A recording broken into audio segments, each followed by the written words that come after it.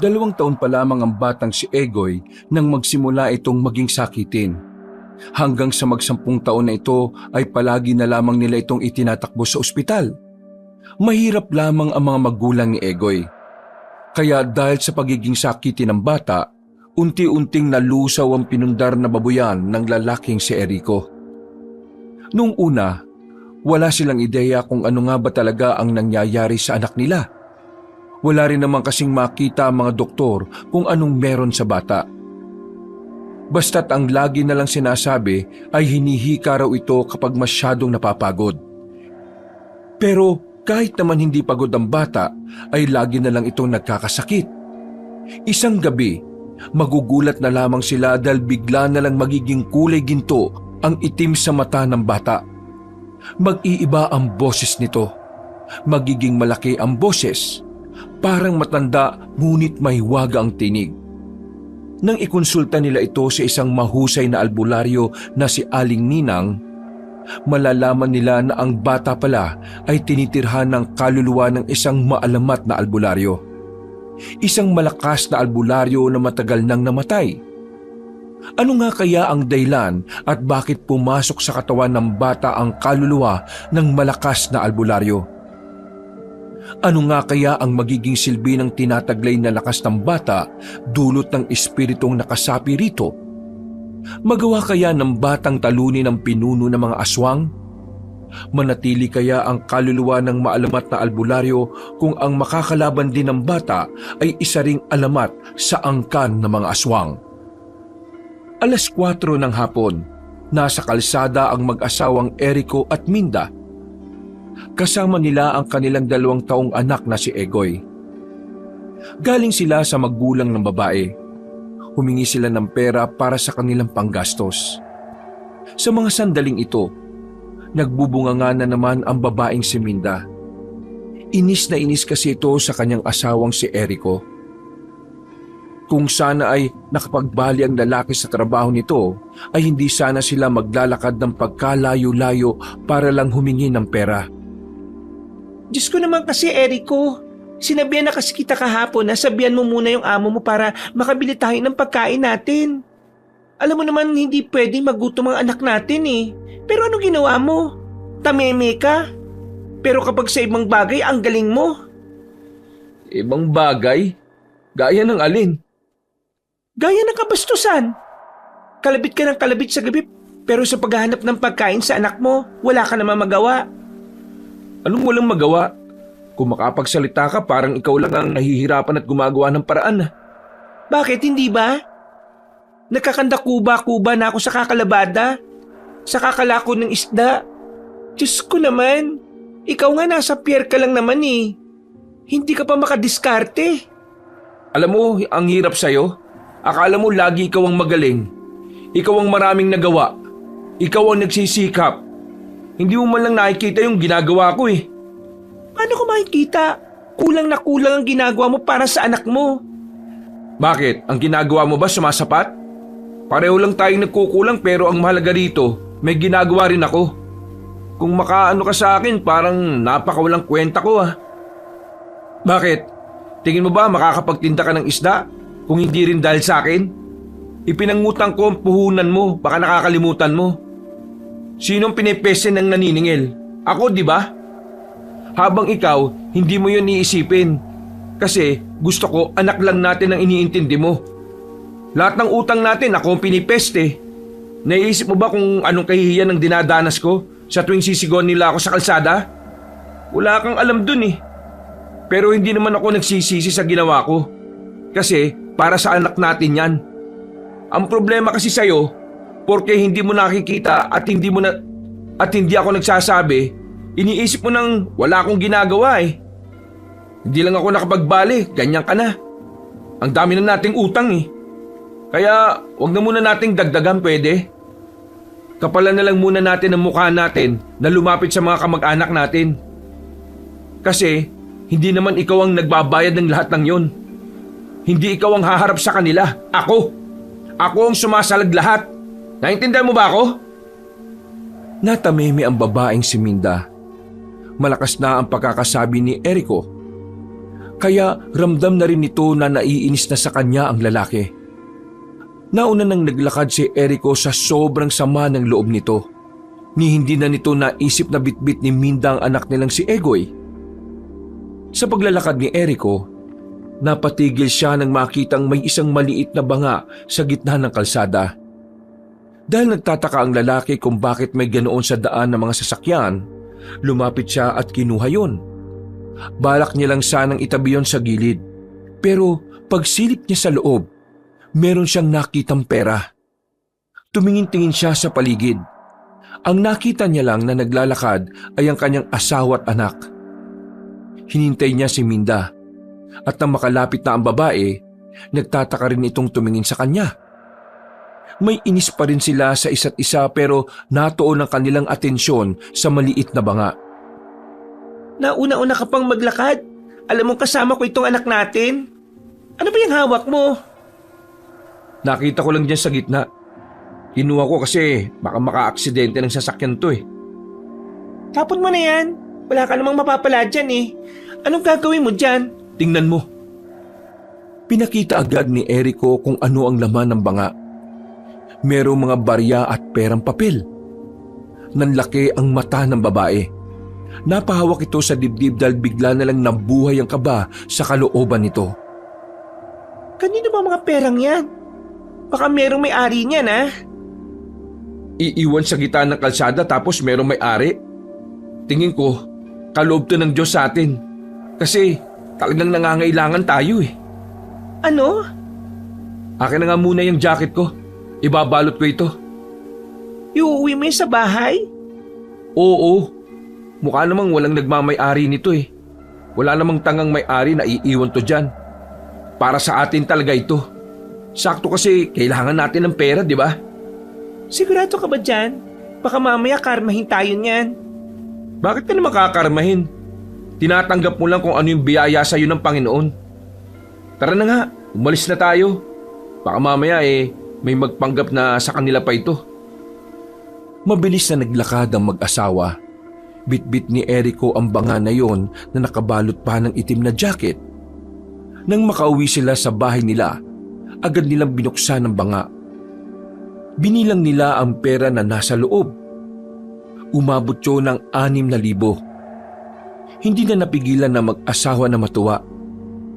Kalahati kasi sa perang yon ay pwede na nilang ibayad sa mga utang nila.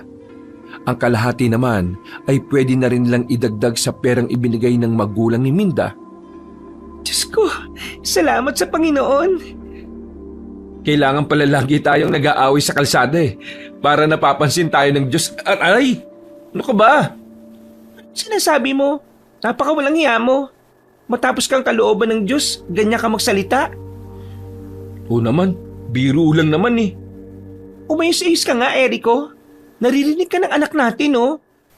Baka mamaya, manahin niya pa yung mga walang kakwenta-kwenta mong pinagsasabi. Anak, wala kang ibang mamanahin sa akin kundi yung kagwapuhan ko, ha? Papa, Oh, di ba? Papa raw? sabihin mo nga, Mama. Hindi na nagsalita ulit ang bata. Napakamot na lang din sa ulo si Minda. Noong hapunan nila, masarap ang naging ulam ng pamilya. Naging good mood na rin si Minda. Habang si Erico naman ay tamang gitara na lang sa labas pagkatapos nilang kumain. Habang natugtog ay hindi pa rin maalis sa utak ng lalaki kung sino ang naglagay ng banga na may pera sa gitna ng kalsada. Pakiramdam niya kasi sinadya yun. Para bang may nakakaalam ng oras na yon na kailangan talaga nila ng pera. Napatigil lang ang pagmumuni-muni ni Erico nang dumating na ang kaibigan nitong si Andoy. Sa puntong ito, walang dalang alak ang lalaki. Lagi kasi itong nagyayaya na uminom. Palibhasa ang binata ay wala pang binubuhay na anak. Hoy, Andoy, pakayayain mo na naman ang asawa kong uminom, ha? May pasok yan bukas ng hapon, kaya umayos ka. Ito naman si kumare. Wala naman akong dalang alak ah. At saka tingin mo, matino ako no? Di naman ako nakainom. Abay, naniniguro lang ako. Kilala kita eh. Alam ko na mga galawan mo. Hindi kami mag-iinom. nandito lang ako para sana magpatulong kay kumpare na pumasok sa pier. Aba, himala. Sawa ka na bang maging palamunin ni Aling Esther? Ang sakit mo naman magsalita, Mare. Uy, pre, naaway ako ng asawa mo, oh. Basta umayos kayo ha. Walang magiinom ngayon, sinasabi ko sa inyo. Pumasok na lamang sa loob ng bahay si Minda matapos kunin ang mga sinampay. Tama ba narinig ko? Magtatrabaho ka na? Oo, pre. Kailangan ko na kasi talagang magkapera eh. Tumatanda na ako. Baka walang makagusto sa akin. Hindi ako makakapamilya nito eh. Pambira ka naman. Isipin mo kaya muna yung mga magulang mo bago yung kalandian mo. Pero may papasok mo ba ako sa trabaho mo? Titingnan ko bukas. Sumama ka sa akin. Kakausapin natin si boss. Gagaling ako talaga, pre. Kahit taga-punas ng puwet, papatusin ko. Basta kumita lang. Sira. Wala namang ganun dun eh. Magbubuhat lang naman tayo ng mga isda. At saglit lang ang trabaho dun. Mga 1 o 2 oras uuwi na kaagad. Basta matapos mo lang isampas sa truck yung mga isda na galing sa barko. Okay na. Malit lang ang kita dun ha. Baka umasa ka na yayaman ka dito. Okay lang. Gusto ko lang magkatrabaho para may pera ako. Mabuti naman at natauhan ka na rin. Hindi yung puro ka na lang inom. Nadadamay pa ako sa iyo eh. Kumusta nga pala pre yung inaanak ko? Ayun, ayos naman. Makulit. Unti-unti nang nakakapagsalita.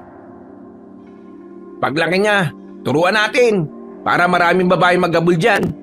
Ang kaso, paano kung maging bakla? Aray, bakit ka nababato? Ano namang problema kung maging bakla, ha? Kung maging bakla, di sige. Wala akong pakialam. Basta lumaki siya ng magalang at may takot sa Diyos. Wala akong pakialam kung anong kasarian niya. Ikaw huwag kang ganyan sa mga bakla Ito naman, masyadong seryoso. Sinasabihan lang kita. O di ba, may natutunan ka na naman sa akin? Ako nga, wala akong makuha magandang aral sa iyo eh. Puro katarantaduhan eh. Sa mga sumunod na sandali, ay mas naging seryoso na ang usapan. Kung ano-ano na lang ang pinagkukwentuhan nila. Naiyak-yak na rin si Andoy dahil napangaralan ito ni Erico tungkol sa buhay. Natapos naman ng matiwasay ang kanilang pag-uusap nang walang namamagitang alak. Umuwi na rin ang lalaking si Andoy. Napapailing na lamang si Erico. Sinasabihan siguro na masamang elemento ang kaibigan mo. Biglang naisipang magtino eh. Patino naman yan si Andoy eh. Kaya lang naman nagiinom lagi yan kasi akala niya matatapos ang problema niya sa alak. Kaya ikaw umayos ka. May anak na tayo. 2 taon ko nang alam na may anak na tayo. Bakit ba pinapaalala mo pa? Tsaka, maayos naman ako Nagsisikap ako sa trabaho at wala naman akong bisyo na kahit na ano. Sinasabihan lang kita. Tara na nga, sa loob na tayo kasi malamig na dito eh. Makalipas sa mga sandali at nagsimula na rin silang maglatag ng higaan. Wala silang kwarto. Ang kanilang maliit na sala ay siya rin nilang tulugan kapag 9:00 na ng gabi. Naunang nakatulog ang babaeng si Minda dahil pagod na ito sa kakalakad. Tulog na rin ang kanilang anak na si Egoy na nakasalpak pa ang didian ng gatas sa bibig. Habang si Erico, nakatingin lang siya sa bintanang nakabukas kung saan nakakapasok ang liwanag ng buwan. Muli na naman kasing bumalik ang atensyon niya sa banga. Habang nakahiga, tiningnan niya ang banga na nakapatong sa ibabaw ng lamesa. Pipikit na sana siya nang parang may nakita siyang lumabas na puting usok mula roon. Naglakbay ang puting usok patungo sa kinaroroonan ng batang si Egoy. Babangon na sana siya pero nakita niyang pumasok na ang usok sa ilong ni Egoy. Ginalaw-galaw niya ang kanyang anak. Wala namang nangyaring masama sa bata. Umiling-iling na lamang si Erico dahil akala niya guni-guni niya lang yon. Ilang araw na rin kasi siyang walang maayos na tulog. Kaya sa isip niya, baka dala lang yon ng palaging puyat. Nakatulog na rin naman agad si Erico. Hindi na niya naalala ang nangyari tungkol sa usok dahil na rin sa labis na kaantukan. Kung maalala niya naman yon, iisipin lang din niya na parte lang yon ng panaginip niya. May mga pagkakataon pa na kung minsan, hindi matukoy ng lalaki kung ang nangyari ba ay totoo o panaginip lang. Sa mga sumunod na araw ay mas naging maayos ang takbo ng buhay nila. Kakasahod lang ni Erico sa trabaho. Naipasok niya rin ang kanyang kaibigan at kasama na niya ito. Pre, tiba-tiba, sahod na. Libre ka naman. Oo naman, libre kita. Pero sa mura lang kasi alam mo naman, para to sa anak namin. Kahit palamig nga lang, masaya na ako eh. Tangik, ayun lugawan. Tara, order tayo yung maraming laman. Nang makaupo na sila roon, ay agad din naman silang umorder. Ikaw ba, kailan mo kukunin sahod mo? Ilang araw pa lang naman kasi ang pinasok ko eh. Kaya siguro sa susunod na linggo na lang para maipon. Alam mo pre, proud ako sa'yo. Tama yung ginagawa mo. Basta, wag mo lang kalilimutan sila Aling Esther pamilya muna dapat. Pre, eto na nga. Medyo may problema lang ako eh. Problema? Sa babae na naman ba yan? Oo pre. Hulang iya ka. Sino na naman ba? Syota mo? Anong syota? Si mama tinutukoy ko. Akala ko ba sa babae? Hindi ba babae si mama? Tingin mo doon lalaki? Walang iya. Wala ka talagang kwentang kausap. Ayaw pa kasing diretsuhin eh. Ano ba nangyari? Kasama ba sa pag-uulyanin yung magsasalita na siya ng mga kakaibang bagay? Kakaibang bagay? Gaya ng ano? Yung mga hindi ka panipaniwala. Gaya ng mga kapre, tiyanak, ganyan. Tapos mga manlupa. Tsaka yung yung lagi niyang sinasabi nitong mga nakaraan. Yung aswang. Oo, aswang. Aswang? Talagang binabanggit niya yan? Oo nga pre. Basta minsan, maririnig mo siya na parang meron siyang mga peking alaala. Yung mga parang may naaalala siyang senaryo. Pero ang totoo, hindi naman nangyari yun. Gaya na lang nung nakaraan. Sabi niya sa akin, kinalaban ko raw yung aswang kasama ka. Ganon. Ewan ko. Hindi ko alam kung sign ba yan ng pag-uulyanin. Hindi naman kasi ako doktor eh. Pero ang mas maganda niyan, kapag nakasahod ka, ipatingin mo na.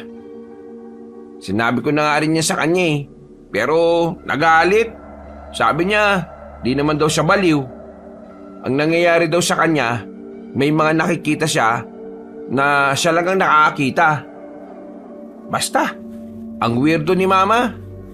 Ayos naman siya madalas kapag kinakausap namin. Tapos bigla-bigla na lang talagang magbabanggit ng tungkol sa aswang. Tapos kapag sinabi niya yun, parang totoong nangyari. Eto pa pre huwag ka sanang mabibigla. Kanina lang to eh.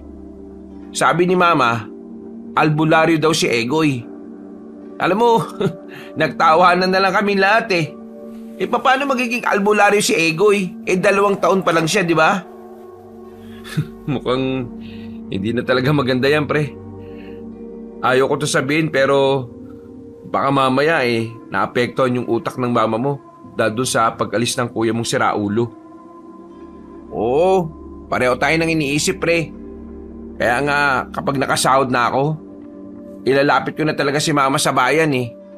Sana lang talaga pumayag. Tinapik ni Erico ang kanyang kaibigan sa balikat. Maya-maya lang din ay dumating na ang kanilang kakainin. Naubos nila kagad ang lugaw at pagkatapos, umuwi na rin sila. Pagdating ni Erico sa bahay nila, ay humalik na muna ito sa asawa. "O mahal, nasaan ang bata?" Nandiyan naglalaro. Pagpasok ni Erico sa bahay nila, ay inabutan niyang nakahiga si Egoy. Gising, pero parang namumutla. Inilapag niya ang mga dalang pagkain at napansin niya sa lapag na basag na ang banga. Nilapitan niya agad si Egoy at sinuri kung may sugat ang bata. Pero wala naman. Ang mas kinabahala ng lalaki, inaapoy na pala ng lagnat ang bata. Minda! Ang anak natin! Ang taas ng lagnat! Napatakbo agad ang babae papasok. Natataranta nitong binuhat si Egoy. Diyos ko, parang nilagnat ito eh. Ayos lang naman ito kanina. Dito ka lang. Tatawagin ko lang si Ma'am Poncho para maihatid tayo sa ospital. Tumitirik na ang mga mata ng batang si Egoy kaya naalarma na sila. Lumabas agad si Erico. Mabuti na lang ay naabutan pa ng lalaki matandang may-ari ng tricycle. Kaya dali-dali naman silang nakabalik at naisakay na rin ang bata. Mabilis ang pagpapatakbo ng driver kaya naman nakarating sila agad sa ospital. Hindi na sila nakapasok sa pinakaloob dahil pinagbawalan na sila ng mga nurse. Makalipas lang ang 1 oras, dumating na rin si Andoy. Oh, ano nangyari sa inaanak ko, pre? Narinig ko kinaaling torta na tumitirik daw ang mata ni Egoy. Hindi nga namin alam, pre. Nagulat na nga lang din ako. Ang sabi naman kanina nito ni Minda sobrang sigla naman ang anak namin. Tapos pagdating ko, nakita ko nakatulala si Egoy. Namumutla. Tapos ayun, bigla na lang tumaas yung init ng katawan niya. Erico, ano nangyayari sa anak natin? Kasasabi ko lang hindi ko nga alam, di ba? Hintayin na lang natin ang doktor. Basta, kumalma ka lang dyan. Kumalma? Paano ko kakalma kung tumitirik ng mata ng anak natin? Hindi sige, huwag kang kumalma. Magwala ka dyan. Wala namang magagawa kung maglulupasay ka dyan. Ito namang mga taong to, wag na nga kayo magtalo. Nagkasakit na nga anak nyo, ganyan pa kayo. Pre, intindi mo na lang si Minda. Nanay yan Sorry. Kinakabahan lang din ako Nanahimik na lamang sila sa gilid. Mga ilang sandali lang, lumabas ang doktor at kinausap sila. Nalaman nilang mahina lang talaga ang resistensya ng bata dahil daw sa pabago-bagong init at lamig ng panahon. Kaya nagkasakit si Egoy. Wala namang malalang sinabi ang doktor. Kaya rin daw tumirik ang mga mata ng bata ay baka matagal na raw na nasa loob ng katawan ng batang lagnat at biglang tila sumabog na lang na lumabas. Nakahinga ng maluwag ang dalawa pero dahil sa nangyaring yon, ang lahat ng sahod ni Erico at ang kakaunti nilang naitabi napunta lang sa hospital bill at sa mga gamot na kailangang bilhin. Wala namang problema sa mag-asawang yon. Ang problema lang nila, sana sila kukuha ng panggasto sa mga susunod na araw. 8 taon ang nakalipas.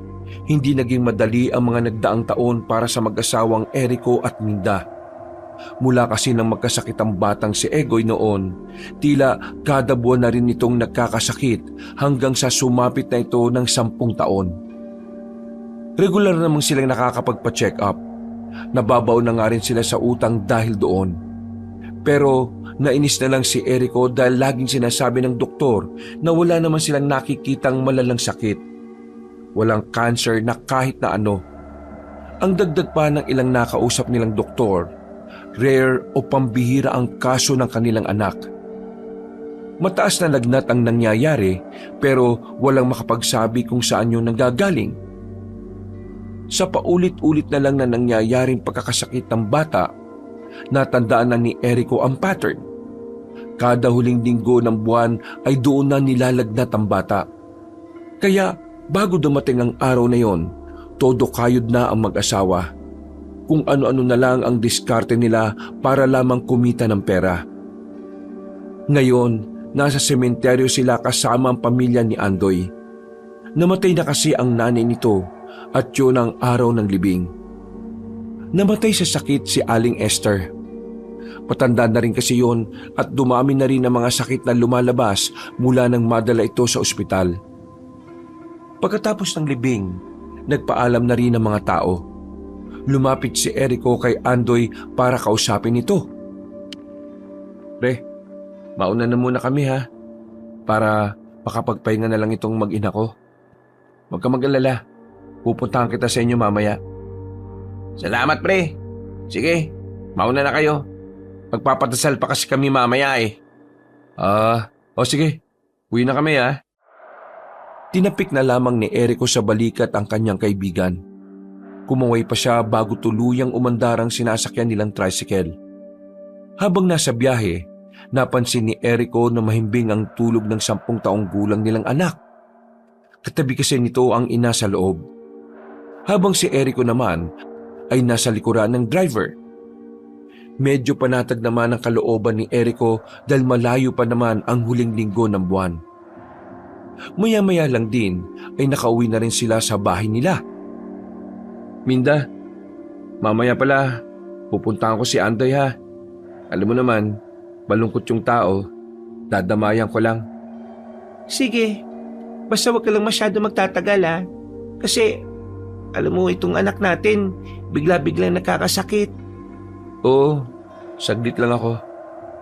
O sige na, patulog ka na muna. Tabihan mo si Egoy. Ako na maglalaaga na lang ng pangmerienda natin. Sinimulan na ni Erico ang pagsisibak ng kahoy. Huli na naman siyang napaisip. Naalala na naman kasi niya ang nangyari noong nakaraang gabi. Ilang beses kasi, nagising siya at nakita niya si Egoy na nakatayo sa tapat ng pintuan. Nakatingin sa malayo. Tapos kakaiba ang kulay ng mga mata. Tila kulay ginto na medyo nagliliwanag. Noong una, inakala niyang nananaginip na naman siya. Pero nasundan kasi ang pangyayaring yun ng isa pang ulit. Dahil doon, naisip ni Erico na baka may kakaiba sa anak nila. Na baka yun ang dahilan kung bakit nagkakasakit si Egoy. Dahil sa kaisipang ganito, ay napagtanto ni Erico na walang magagawa ang doktor sa sakit ng bata. Magsasayang lang sila ng pera dahil hindi doktor ang kailangan nila, kundi isang eksperto pagdating sa mga paranormal na bagay o tungkol sa mga nilalang na hindi pa lubos na nakikilala ng mga tao. Pilit niyang iniisip kung may nangyayari bang kababalaghan noong pinagbubuntis pa lang ni Minda si Egoy. Pero wala naman siyang maalala. Malusog ang bata at normal, kaya hindi niya talaga malaman kung anong nangyari kay Egoy.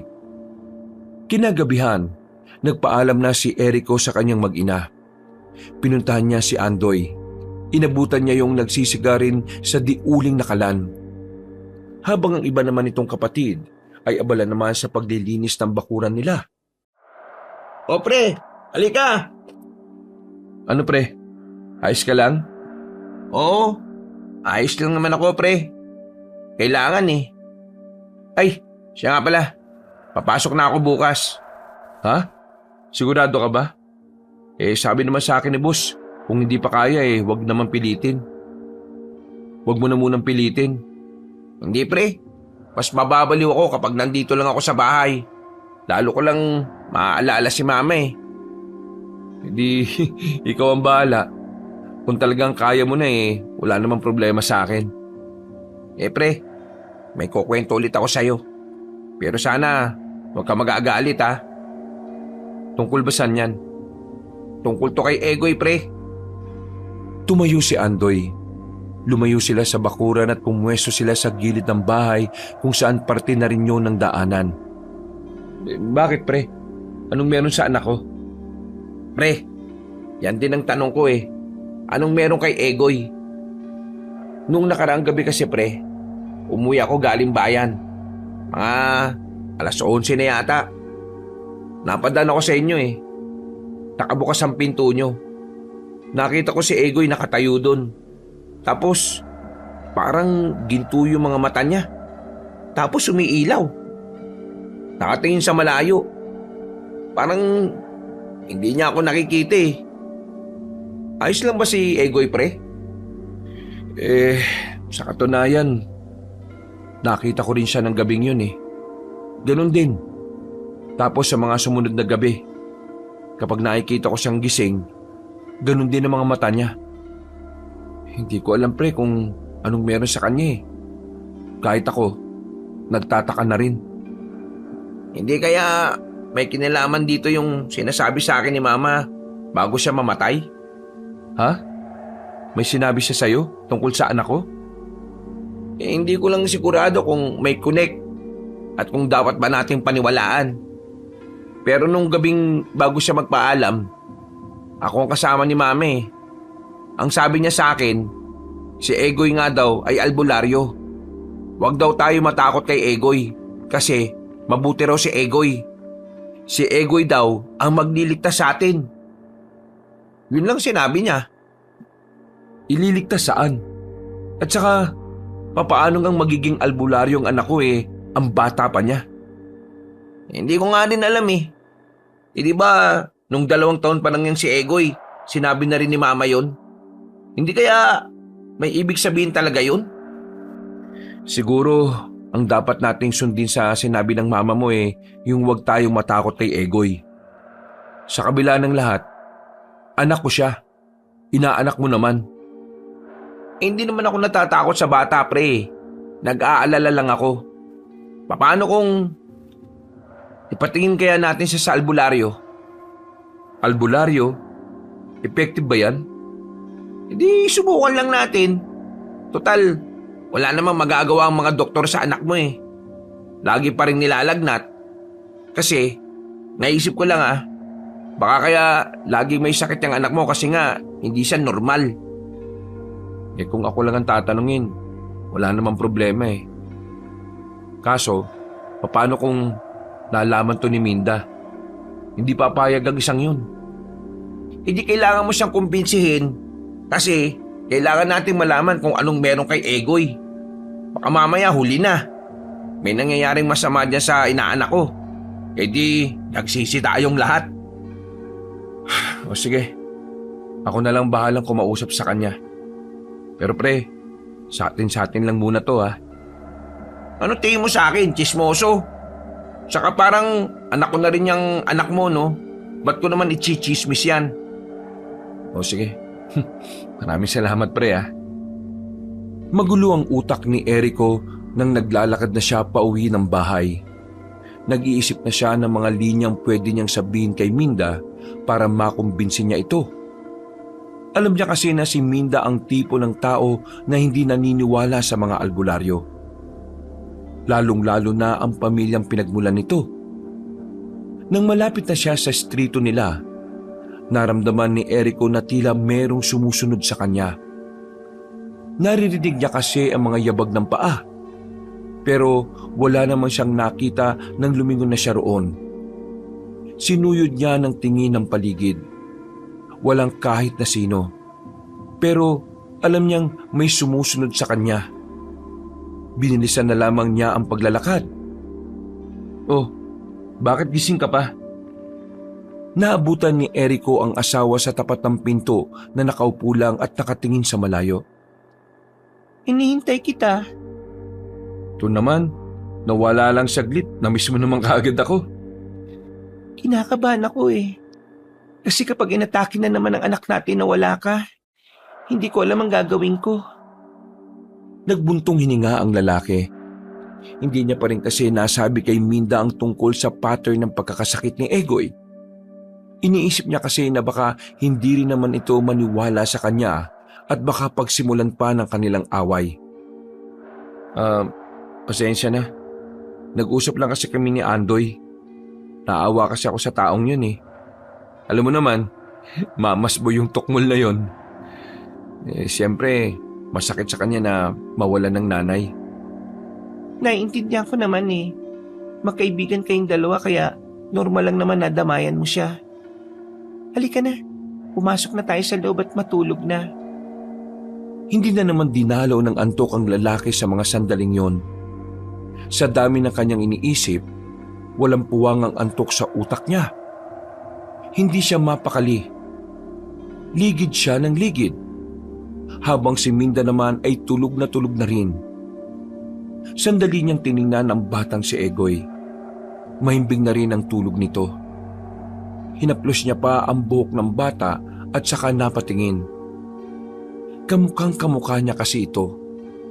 Pero ang talino ng bata ay minana nito sa ina. Maya-maya lang, narinig ni Erico na may kumalabog sa labas. Bumangon ang lalaki. Hindi na niya ginising ang asawa niya. Kinuha na lang niya ang itak sa gilid. Iniisip niya kasi na baka may magnanakaw at kinuha ang mga kalakal nila sa gilid. Pasimple niyang binuksan ang pinto. Nang walang makitang tao sa labas, lumabas na rin siya dala ang itak. Wala namang tao. Ano ba yun? Nananaginip na naman ba ako ng gising? Napapailing na lang ang lalaki. Papasok na sana siya ng bahay ulit nang biglang may lumitaw na matangkad na lalaki mula sa bubungan nila. Tumalon yun patungo sa harapan niya. Dahil may ilaw sila sa bakuran, nakita niya pa ang mukha ng lalaki. Pangit ang mukha, mahaba ang dila nito. Sino ka? Anong klase kang tao? Kailangan mamatay ang anak mo. Ha? Sino ka? Bakit mo papatayin ng... Ha? Natigil ang sasabihin ni Erico nang may mabilis na hangin ang naramdaman niya sa kanyang gilid. Namalayan na lamang niya na nasa gilidan niya ang lalaking si Egoy. Nang biglang sinuntok siya ni Egoy sa tagiliran. Tumalsik ang lalaki at saka bumalandra sa may puno ng bayabas.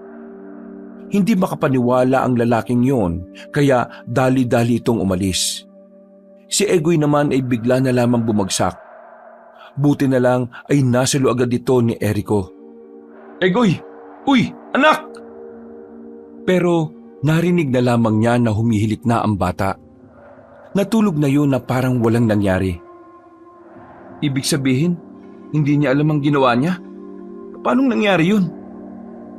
Binuhat na lamang ni Erico ang bata papasok ng kanilang bahay. Mabuti na lamang din ay hindi pa nagising ang kanyang asawa. Marahan niyang inihiga ang bata. Pagkatapos ay tumingin-tingin siya sa labas kung naroon pa ba ang lalaking nilalang. Nakahinga siya ng maluwag nang mapagtanto niyang nakaalis nga yun. Mas lalo tuloy hindi nakatulog si Erico. Nagiging tamang hinala na siya sa mga ingay na naririnig niya. Pakiramdam niya, anumang oras ay may aatake na naman sa kanilang halimaw. Dahil sa nangyari, hindi na nagdalawang isip si Erico na sabihin ang lahat kay Minda kinaumagahan. Palagay niya kasi, dapat alam din ng babae ang pagiging kakaiba ni Egoy. Salubong ang kilay ni Minda matapos mapakinggan ang lahat ng pinagsasasabihin ng lalaki. Halata sa mukha nito na hindi ito naniniwala. Sinasabi mong si Egoy ay nakikita mo minsan na nagiging kulay ginto ang mga mata at parang umiilaw, ganun ba? Tapos kagabi, may lalaking mukhang halimaw ang muka na sabi mo muntikan ka ng atakihin pero dumating ang anak natin. Tapos sinuntok niya ang lalaki tapos tumalsik at nakatulog ang anak natin. Ang bihira ka naman. Inulit mo lang lahat ng sinabi ko eh. Nililinaw ko lang kung tama ba ang narinig ko. Kasi yung mga pinagsasabi mo, sinasabi lang yan ng mga taong wala sa sarili. Nag-a-addict ka ba? Paano iilaw ang mata ng anak mo? Wala namang mata na bumbilya. Kulay gintong pinagsasabi mo dyan. Tingnan mo kulay itim ang mga mata niya. At anong sinasabi mo? Sinuntok niya ang lalaki? Tumalsik? Sakitin ang anak natin, Erico. Hindi yan superhero na napapanood mo sa TV. Magtigil ka nga. Totoo nga ang sinasabi ko, Minda. Nasaksiyan ko lahat. Bakit ba ayaw mong maniwala sa akin? Sinabi pa nga ng lalaki na may gagawin siyang masama sa anak natin eh. Bakit ang anak natin ang aanuhin niya kung totoo yan, Aber? Hindi ko alam. Kita mo na? Gagawa-gawa ka ng kwento, hindi naman kompleto. Tumingin ka nga sa mga mata ko kung gumagawa lang ako ng kwento, Minda. Tumingin ka. Mukha ka lang puyat. Tingnan mo mga mata mo, bagsak na. Ano ba naman, Minda? Seryoso ko. Tumigil ka na nga. At huwag mo kong sisigawan na. Naritong anak natin. Huminga ng malalim si Erico. Pinilit nitong ikalma ang kanyang sarili. Alam niyang wala rin mangyayari kung makikipagmataasan siya ng boses. Isa pa, nakikita ng anak nila ang sagutan nila. Minda, Maniwala ka sa akin. Hindi ako gumagawa ng kwento. Totoo lahat ng nakita ko. Hindi siya gawa-gawa. Hindi siya panaginip. Tanungin na lang natin ang anak natin para matapos na to. Egoy, totoo bang umiilaw daw ang mga mata mo sa gabi? At totoo bang may sinuntukan lalaki na halimaw? Mama, wala po akong natatandaan sa lahat ng sinasabi ni Papa eh. O, kita mo na? Kasi nga tulog ang diwa niya. Hindi niya talaga alam ang mga nangyayari. Ano yun? Tulog tapos sumuntok ng mas malaki sa kanya? Ay naku, ewan ko sa iyo, Erico. Itulog mo na yan. Kung ano-ano na lang ang lumalabas sa bibig mo. Baka mamaya, mas malala pang sabihin mo dyan eh. Sige na, Egoy. Samahan mo ako. Mamimili muna tayo sa palengke. Kasya ba ang dala mong pera? Oo, kasya to. Napapailing na lamang si Erico noong mga sandaling yon. Hindi na niya alam kung papaano pa niya makukumbinsi si Minda na ipaalbularyo ang kanilang anak. Sa kwento pa nga lang niya ay hindi na ito naniniwala. Itinulog na lamang ng lalaki ang lahat ng kanyang iniisip. Antok na rin naman siya. Tutal, wala naman silang pasok ngayon sa pier dahil walang bagsak ng isda. Hapon na nang magising si Erico. Wala ang kanyang mag-ina sa loob ng bahay. Pero panatag naman ang kanyang kalooban nang makita niya yon sa bakuran nila. Masaya lang na naglalaro ang bata, habang si Minda naman ay abalang-abala sa nilalaban nito. Gising ka na pala. Kumain ka na. Nalagpasan mo na yung pananghalian eh. Duman ba rito si Andoy? Oo. Sabi niya kanina, pagising mo pumunta ka daw sa kanya. Ano na naman bang pag-uusapan yung dalawa? Baka tungkol yan sa pier. O sige, kakain na muna ako. Pupuntahan ko na lang saglit si Andoy pagkatapos. Tiningnan ni Erico ang kanyang anak na abala lang sa paglalaro. Naniningkit ang mga mata niya at tila sandaling sinuri ang bata. Pero wala na talagang makitang kakaiba roon. Hindi niya rin alam kung bakit, pero alam niya sa sarili niyang totoo ang mga nangyayari. Hindi siya pwedeng magkamali roon. Pagkatapos kumain, lumabas na siya ng bahay at tinungo ang bahay nila Andoy. Pero wala ang kaibigan niya roon. Ang sabi ng mga kapatid ni Andoy ay kalalabas lang din. Kaya naman, nagmamadaling naglakad si Erico sa pagbabaka sakaling maabutan niya pa si Andoy. 4:00 pa lang naman ng hapon pero bakit parang paggabi na? Uulan yata ng malakas Kakalakad niya, nakarating na siya sa tulay. Dito na niya nakita si Andoy na nakatingin sa ibaba. Sa ilog na kalmado lang ang ragasan ng tubig. Agad na nabahala si Erico. Nakita niya kasing tila handa nang tumalon ang kanyang kaibigan. Hindi niya tinawag si Andoy. Tumakbo siya ng mabilis at sapilitang hinila si Andoy palayo sa hawakan ng tulay. Natumba silang dalawa sa gilid ng kalsada. Pre naman, alam ko masakit mawalan ng nanay, pero hindi tama na sumunod ka kagad sa kanya. May mga kapatid ka pa, pre. May kaibigan ka pa. Nandito pa ako. Ha? Ano ba pinagsasabi mo? Umalis ka nga. Ano ba? Sinabi nang huwag mong gawin eh. Sira ulo. Di ako tatalon no. Alis! Muling bumalik si Andoy. Tiningnan nito ulit ang kailaliman ng ilog. Pero wala na roon ang nakikita niya. Dismayado siyang pumadyak sa gilid at inis na nagsalita kay Erico. Pahamak naman tong taong to. Wala tuloy yung sinusundan ko eh. Kainis. Akala ko kasi tatalon ka ni. Malapit ka na kayang mahulog. Bakit naman ako tatalon? Kulit mo. Kung hindi mo ako hinila, di sana nakita ko yung mukha ng lalaki. Ha? Sinong lalaki ba yun? Kagabi kasi, lumabas ako para bumili ng gaas. May nakita kong lalaki na nandun sa taas ng talon. Para siyang namimilipit sa sakit pero mula sa lupa. Tinalon niya lang paakyat yung puno. Tapos lumipat siya ulit sa kabilang puno hanggang sa hindi ko na nakita. Ngayong hapon, nakita ko siya sa atin palakad-lakad. Natandaan ko yung suot niya Kaya sinundan ko siya ngayon. Nakita ko tumalon siya rito pababa. Tapos, ayun, dumating ka na. Nakakainis naman oh. Pre, hindi kaya pareho tayo nang nakita? Ha? Nakita mo rin? Hindi nga. Kagabi, may lalaki mukhang halimaw yung muntik nang umatake sa akin. Tapos, biglang dumating si Egoy, pre. Nagliliwanag yung mata. Tapos sinuntok niya yung lalaki sa tagiliran. Tumalsik, pre. Nakamaong na pantalon tapos nakasuot ng kulay itim na damit na medyo malaki. Yun nga rin ang inahabol ko, pre. Pero, anong sabi mo? Si Egoy? Sinuntok yung lalaking yun? Alam ko hindi ka maniniwala pero yun talaga nangyari. Kahit nga ako rin nagulat. Pag alis ng lalaki, bigla na lang nakatulog si Egoy. Tapos wala siyang maalala sa mga ginawa niya kinabukasan. Nako, mukhang iba na talaga nangyayari, pre. Tingin ko, kailangan na nating ipatingin ng anak mo. Baka mamaya may kakaibang kakayahan pala si Egoy. Ang kaso, hindi nga naniniwala si Minda sa kwento ko kanina Tingin mo, papayag yon kapag sinabi nating dadali natin si Egoy sa albularyo? Hindi.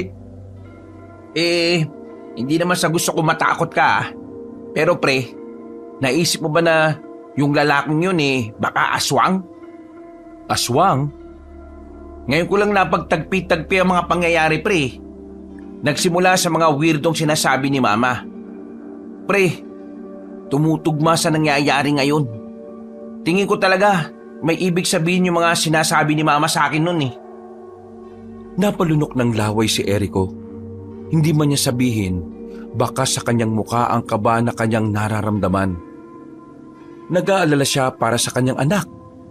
Dahil kung totoo ang sinasabi ni Aling Esther na magiging tagapagligtas ang bata, hindi malabong malagay ang kaligtasan nito sa panganib.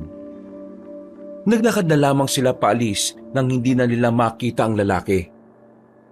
Habang tinatahak ang daan, pinag-iisipan nilang maigi kung papaano nila ipagtatapat ang kanilang mga nalalaman. Ayan na, pre. Galingan mo na lang magdahilan. Susuportahan kita. Sinubukang kausapin ni Erico ang asawa niya, pero hindi pa niya natatapos ang gusto niyang sabihin ay nagbunganga na to kaagad. Piko na ang babae sa pinagsasasabi ni Erico at ginatungan pa ni Andoy.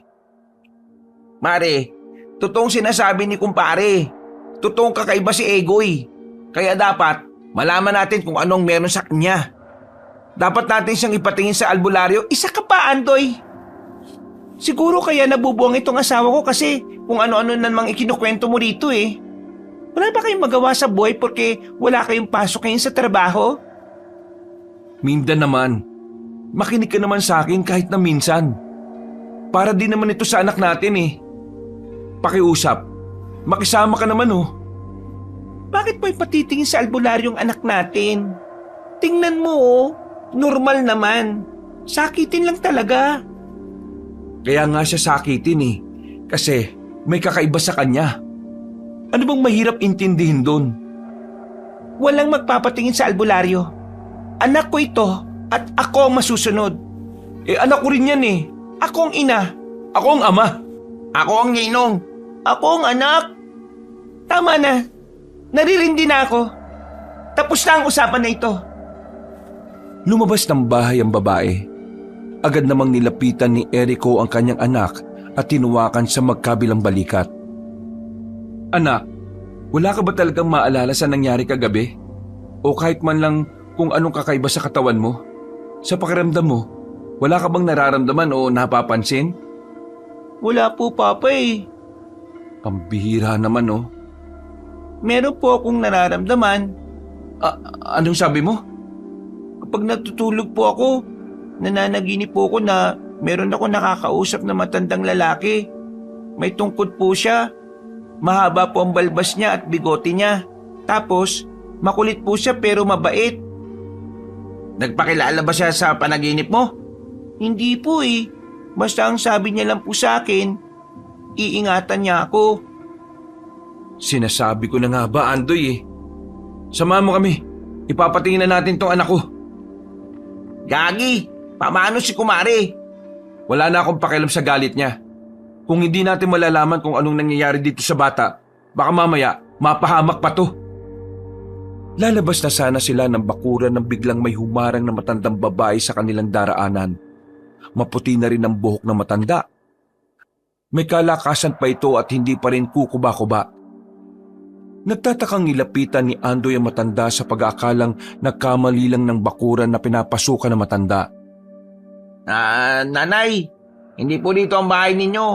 Bahay po ito ng kumpare ko. Alam ko. Alam niyo po na hindi po niyo ito bahay? Kung ganon, bakit po kayo nandito? Dahil sa batang yan. Kinabahan bigla si Erico sa sinabi ng matandang babae. Agad niyang niyakap ang anak niya at bahagyang nilayo. Pero nagtaka sila nang makitang bigla na lamang lumuhod ng matanda. Nagbigay pugay ito sa batang si Egoy. Ano pong ginagawa niyo? Nagbibigay pugay sa pinakamalakas at pinakamaalamat na albularyo sa buong Pilipinas. Ano pong pinagsasabi niyo? Sino po ba kayo?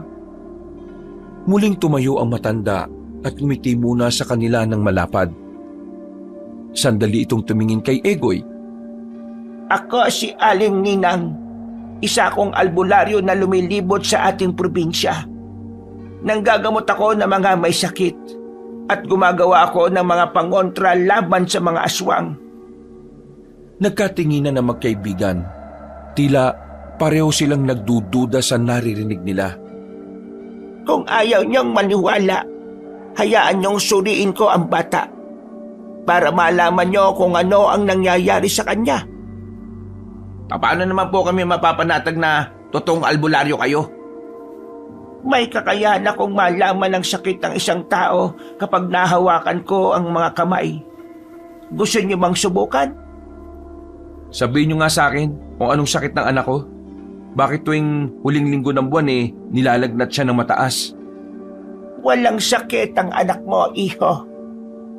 Hindi niyo pa nga po nahahawakan ng kamay niya eh. Hindi na kailangan. Unang tingin ko pa lamang sa kanya. Nararamdaman ko na ang nag-uumapaw na kapangyarihan sa kanya. Pwede ba tayong maupo at ipapaliwanag ko sa inyo ang lahat? Lumapit si Andoy kay Erico at bumulong. Pre, pagbigyan na natin. Mali mo naman matulungan tayo habang wala pa si Minda. Anak, ayos lang ba sa'yo na suriin ka na matanda? Ayos lang po sa akin, Papa. Gusto ko rin naman po malaman kung sino yung matanda na naririnig ko minsan eh. Pumasok sila sa loob ng bahay. Pinasara ng matandang babae ang mga bintana pati na rin ang kanilang pintuan. Magsisimula na sana si Aling Ninang nang biglang malakas na nagbukas ang pinto. Nagtataka si Minda nang makita ang matandang albularyo sa loob. Otomatikong sumimangot ang mukha nito habang nakatingin kay Erico. At talagang hindi ka nakinig sa akin, Erico? Talagang sinasagad mo ang, Mama, wag na po kayong mag-away. Pagbigyan niyo na rin po si Papa. Gusto ko rin naman po. Habang natagal po kasi, may nararamdaman po ako sa katawan ko eh. Kagaya po ngayon, Mama. Sige na, Minda. Kahit ngayon lang makinig ka naman sa akin. Para naman to sa anak natin eh. Huwag kang mag-alala. Hindi ko naman sasaktan ang bata. Ipapaliwanag ko lang sa inyo kung anong nangyayari sa kanya at kung bakit siya nagkakaganyan. Nanahimik na nga si Minda ng mga sandaling yon. Wala na itong nagawa dahil si Egoy na mismo ang nakiusap sa kanya. Nasa gilid lang ito nakatayo. Nakapamewang at parang wala namang balak na maniwala sa sinasabi nila. Walang sakit ang anak ninyo. Ang nararamdaman niya kada buwan ay hindi na mauulit dahil nagsisimula ng tanggapin ng kanyang katawan ang maalamat na albularyo. Merong kaluluwa na namamahay sa katawan ng bata. At ang kaluluwang ito ay hindi masama. Ito ay kaluluwa ng pinakamalakas na albularyo rito sa Pilipinas na namuhay pa bago ang panahon nila Rizal. Nakakulong ang kanyang kaluluwa sa isang banga na kulay itim. ikinulong yon para hindi siya makuha ng kasamaan. Pero nitong nakaraan lang, nawala ang kanyang banga sa pinaglalagyan nito. At ngayong nakita kong narito siya sa katawan ng bata, nasisiguro ko na siya mismo ang humanap sa batang ito. Iho, may nakuha ba kayong banga noon? Noong 2 taon pa lamang si Egoy, may nakuha po kaming banga na may laman na pera. Ang perang yon ang paunang gantimpala niya sa inyo. Matanong ko lang, nabasag ba ang banga bago nangyaring naging kakaiba ang bata? Hindi po. Nung gabing matutulog na sana ako, meron akong napansin na parang may puting usok na lumabas sa banga. Tapos, pumasok sa ilong ng anak ko. Nung oras na yon, hindi ako sigurado kung totoong nakita ko o panaginip lang. Pero ngayon ko lang napagtanto na totoo nga ang nakita ko. Anong sinabi mo? May nangyaring ganun pero wala kang sinabi sa akin? Hindi ka nga naniniwala sa akin, di ba? Anong silbi nun kung sasabihin ko pa sa'yo? Nanahimik agad si Minda at nagpatuloy ang matandang albularyo sa pagpapaliwanag niya. Pumasok sa katawan niya ang maalamat na albularyo na si Kalisto. Kailangan niya itong gawin para pigilan ng mga aswang sa kasamaan ng mga ito. Teka.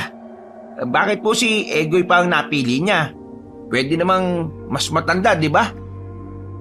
Dahil mas madaling kontrolin ang katawan ng bata kasi inosente at malinis pa.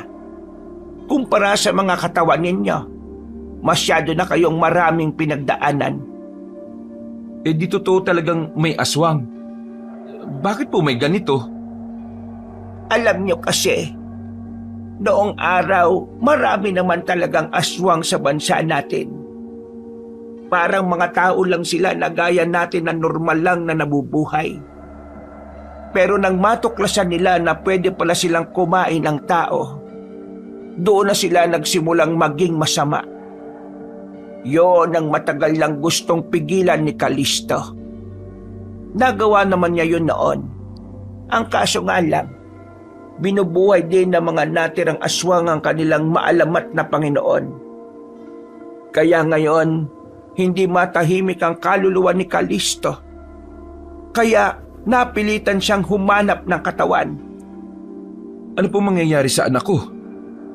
Gagamitin ng maalamat na albularyo ang katawan ng anak mo para labanan ng mga aswang. Hindi niyo ba inisip na pwedeng mapahamak ang batang yan sa oras na lumaban siya sa mga aswang? Yon ang kapalaran niya, iha. Gagabayan naman siya ng Diyos at ni Kalisto. Hindi ako papayag, wala kang magagawa. Dahil sa mga susunod na araw, ang bata na mismo ang magkukusang loob na gawin yon. Gusto ko makasigurong hindi mapapahamak ang anak ko. Gusto kong samahan siya kung sakaling mapalaban na siya sa sinasabi niyong aswang. Ako rin, nasama ako. Nahihibang na ba kayo? Anong gusto mo? Hayaan na lang natin na habol-habulin ng aswang itong anak natin na wala tayong gagawin? Palayasin niyo ang kaluluwa na sinasabi niyo sa katawan ng anak natin. Yun lang naman ang hinahabol ng mga aswang eh. Hindi na mapapalayas ang kaluluwa ni Kalisto hanggat hindi niya natatapos ang misyon niya sa lupa. Mula nang kunin niyo ang banga, ibig sabihin tinanggap niyo ang magiging kapalaran ng inyong anak. Kasalanan mo to eh. Kung hindi mo sana kinuha yung banga, tahimik sana ang buhay ng anak natin. Hindi ko naman alam yun, Minde. Ang naisip ko lang naman nun kailangan natin ng pera. Pwede ba huwag mo na ako sisihin? Napakatagal lang na nangyari yun. Natigilan ang bangayan ng dalawa nang mapansin nilang nakayuko na si Egoy. Akala nila ay may nangyayaring hindi maganda. Pero bigla na lamang itong nagsalita. Pero iba na ang boses. Boses na ito ng isang matanda na may hiwaga ang boses. Huwag kayong mag-away. Nagulat sila nang marinig yon. Dahan-dahang nag-angat ng tingin si Egoy. Kulay ginto na mga mata nito at bagyang may liwanag. Huwag kayong mag-alala. Kaibigang lalaki at kaibigang babae, aking sisiguruhin na ang inyong anak ay mananatiling ligtas, malakas at malusog. Sa aking pangangalaga, hindi siya mapapahamak. Nais ko lamang ng kanyang tulong. Kailangan ko siya. Kailangan ko ang katawan niya upang malabanan ng mga kampon ng kadiliman. Kagaya na lamang ng mga aswang. Ipinapangako ko sa inyong dalawa, sa sandaling magapi ko ang mga aswang, ay aalis ako ng mapayapa sa katawang ito. Kaya sana pagbigyan niyo ang aking nais. Hindi sila makapagsalita. Gulat na gulat pa rin sila noong mga sandaling yon. Nawiwindang sila sa nangyayari. Ang babaeng si Minda na hindi naniniwala, tila unti-unti na ring nakukumbinsi. Dakilang Kalisto, ako po si Ninang, isa akong albularyo. Isa ako sa naniniwala sa inyong kakayahan. Ninang, kilala ko ang angkan mo. Kaya alam kong mahusay at mabuting albularyo ka. May nais akong ipagawa sa iyo. Ang tatlong ito, nais kong sanayin mo silang makipaglaban. Nang sa gayon ay magawa rin nilang protektahan ang batang ito sa oras na wala ako. Maari mo ba akong pagbigyan? Apa, dakilang Kalisto. Gagawin ko ang gusto niyong mangyari. Kailangan ko na munang matulog. Maraming salamat sa inyong pangunawa. Paghandaan natin ang pagpaparamdam ng mga aswang. Malapit na ang mga sandaling yon. Malapit na. Matapos magsalita ng mahiwagang boses, muntika nang matumba ang bata sa kinauupuan nito. Nasulo naman agad yon ni Erico. Nag-aalala namang kinuha ni Minda ang bata at hiniga sa papag. Ngayon, Iha, naniniwala ka na sa mga sinasabi namin. Walang tugon ng babae. Nakatingin lamang ito sa anak na ngayon ay nagkakaroon na ulit ng malay. Papa, Mama, gusto ko pong tulungan si Lolo Kalisto. Hindi po dapat manalo mga masasama eh. Nilapitan ni Aling Ninang ang bata. Hinawakan nito na matanda sa muka at saka kinausap ng mahinahon. Egoy, ikaw ang magiging tagapagligtas ng sanlibutan. Maraming salamat sa iyong pakikiisa. Iha, kayong mag-asawa. Sandaling magbabago ang inyong pamumuhay. Kaya sana matanggap nyo din ang katotohanan. Na magmula sa gabing ito, mabubuhay na tayong lahat para talunin ang mga aswang. May tanong pa po sana ako eh. Sige, Iho. Anong itatanong mo? Gaano po ba kadelikado ang mga sinasabi niyong aswang? Delikado ang mga aswang. Bababangi sila. Pero ang mas delikado ay ang aswang na isa ring maalamat. Ang aswang na ngayon ay nabuhay na nila. Kukuha sila ng mga tao para ipakain sa sinaunang aswang na yon. Para maibalik nila ang tunay na lakas ng kanilang sinasamba. Matapos ang kanilang pag-uusap, umalis na rin ang matanda. Nag-iwan lamang ito ng address na pwede nilang puntahan sa oras ng panganib. Sa oras na yon, lahat sila ay natulala sa kawalan. Walang makapagsalita dahil pare-pareho silang naninibago sa mga pangyayari. Kinaumagahan, nagtaka ang mag-asawang Erico at Minda na wala na sa tabi nila ang batang si Egoy. Nang tumingin sila sa labas, nakita nila yung may kung anong ginagawa. May pinapakulan ito na dahon sa malaki nilang kawa. Egoy, anong ginagawa mo? Mama, gumagawa po ako ng mga halamang gamot. Para po kapag may nararamdaman po kayo, may gamot po tayo. Gumagawa na rin po ako ng mga pangontra sa aswang. Ha? Paano mo natutunan ng mga yan? Tinuruan ka ba ng matanda? Nandito ba ulit siya kanina, yung matandang babae? Wala po. Ako lang po mag-isang gumawa nito. Minda, maalamat na albularyo ang nasa katawan ng anak natin. Kaya magiging natural lang na maging si Egoy alam ng mga bagay na yan. Iisa lang sila ng utak na ginagamit. Ibig ba nitong sabihin, mas mauuna na ang utak ng anak natin kumpara sa utak ng mga nakakalaro niya? Oo, ganun na nga. Pero pansamantala lang naman yan eh. Kapag natapos na ang problema, magiging okay na rin ang lahat. Hinayaan na lamang nila si Egoy sa mga ginagawa niya. Makalipas pa ang ilang mga araw, nagulat na lang sila isang umaga nang meron ng ginagamot si Egoy sa bakuran nila. May mga nakapila na at nagpapahilot, nagpapatawas at kung ano-ano pa. Dahil dito, kahit papaano ay kumikita ang bata. Wala silang kaalam-alam nung umagang yon na gano'n na pala ang ginagawa ng bata. Masaya ang mag-asawa dahil nakakatulong ang anak nila. Pero kahit na papaano ay nakakaramdam sila ng lungkot. Pansamantala kasing nakakalimutan ni Egoy ang kabataan niya para sa isang mahalagang misyon na kailangang gawin ni Kalisto. Wala na rin naman kasi silang magagawa. Hindi na rin basta-basta matatanggal ang kaluluwa ng maalamat na albularyo.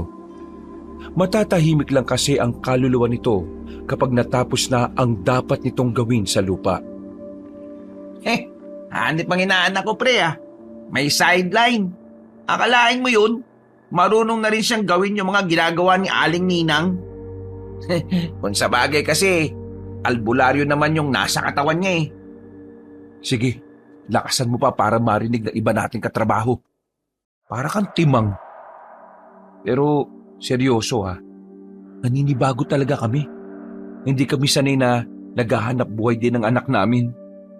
Hindi naman namin pwedeng pigilan kasi sabi ni Aling Ninang parte yun ng misyon nilang dalawa ng matandang si Kalisto. Hindi bale, yung mga kikitain niya naman dun itatabi namin para sa pag-aaral niya. Pre, paano kung makakalabanan niya yung aswang? Napatigil si Erico sa pag-aayos ng mga balde ng isda. Kaya nga dapat ituloy pa rin natin yung tinuturo sa atin ni Aling Ninang. Kasi sa paraan na ganon, mapoprotektahan natin si Egoy. Ay, nako. Kakaiba talaga maglaro ang tadhana, no? Kaya lagi kong dinarasal sa Diyos na sana huwag niyang hahayaan ang anak ko. Lalo na ngayon. Palagay ko, gumagawa na rin ng hakbang ang mga aswang. Paano mo naman nasabi? Narinig ko kanina sa tricycle na may namataan silang aswang. Tik-tik daw Basta, mahaba raw yung dila. Parang nagmamasid na mga aswang sa mga lugar-lugar Yung lalaki kaya na unang pumunta sa bakuran nyo, nasaan na kaya? Basta nakilala ko yung boses niya Kapag narinig ko ulit yun, makikilala ko siya. Kahit nakaanyong tao pa siya. O sige na, tapusin na natin to. Mag-aalas 6 na rin Mabilis na kumilos ang magkaibigan sa pagsampa nila ng balde-balding galunggong sa isang container van. Pagkatapos, kinuha na rin nila ang sahod nila dahil araw ng linggo noon. Hindi na sila kumain sa kung saan-saan. Diretso uwi na kagad sila. Mula kasi nang malaman nila kung ano si Egoy, iniiwasan na nilang umuwi ng lagpas sa oras. Nababahala kasi sila na baka anumang oras bigla na lang dumating ang mga aswang. Sigurado ka bang ayos kay Minda na matulog ako sa inyo mamaya? Oo, napag-usapan na namin yon nung nakaraan pa. Sa paanan ka lang matutulog kasi doon lang medyo maluwag Pasensya na sa abala pre Kailangan ka lang talaga namin Kasi baka mamaya marami ang aswang tapos yung maalamat na albularyo tulog. Wala naman problema sa akin. Inaanak ko si Egoy kaya parang tatay na rin niya ako. Nang makauwi na sila sa bahay ay naabutan nila ang mag-ina na naghihimay na ng malunggay. Saktong-sakto dahil meron silang dalang manok. Magtitinola sila sa gabing yon. Halika, Egoy. Tayong dalawa naman ang magimay ng dahon ng sili. Pumasok ang dalawa sa loob ng bahay. Nilapitan naman muna ni Erico ang kanyang asawa. Mahal, ayos ka lang ba? Mula nang malaman ko na totoo ang lahat, hindi na ako naging ayos sa kahit na anong oras. Erico, mayat-maya ako nababahala na baka kapag nalingat lang ako, biglang may dumating na aswang tapos kunin siya o kaya saktan siya. Huwag ka mag-alala, Minda. Nasa katawan niya ang malakas na albularyo. Nasisiguro ko na bigla-biglang lalabas yun kapag kailangan na siya ng anak natin. Hindi. Kailangan may gawin din tayo. Hindi pwedeng iasa natin lahat sa albularyo na nasa katawan niya. Nasaan na ba si Aling Ninang? 2 beses nilang tayong tinuruan tapos di na siya bumalik. Nakita namin siya kahapon. Pupunta siya rito bukas.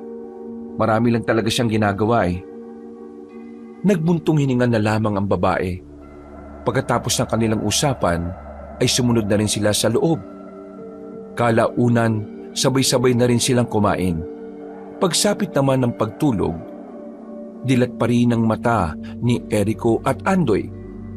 Binabantayan nila ang paligid kung may mararamdaman silang hindi pangkaraniwan. Gabi-gabi ko na itong ginagawa rito eh. Ewan ko lang kung makatagal ka. Para naman ito sa inaanak ko eh. Kaya easy lang naman magpuyat. Natawa na lamang si Erico.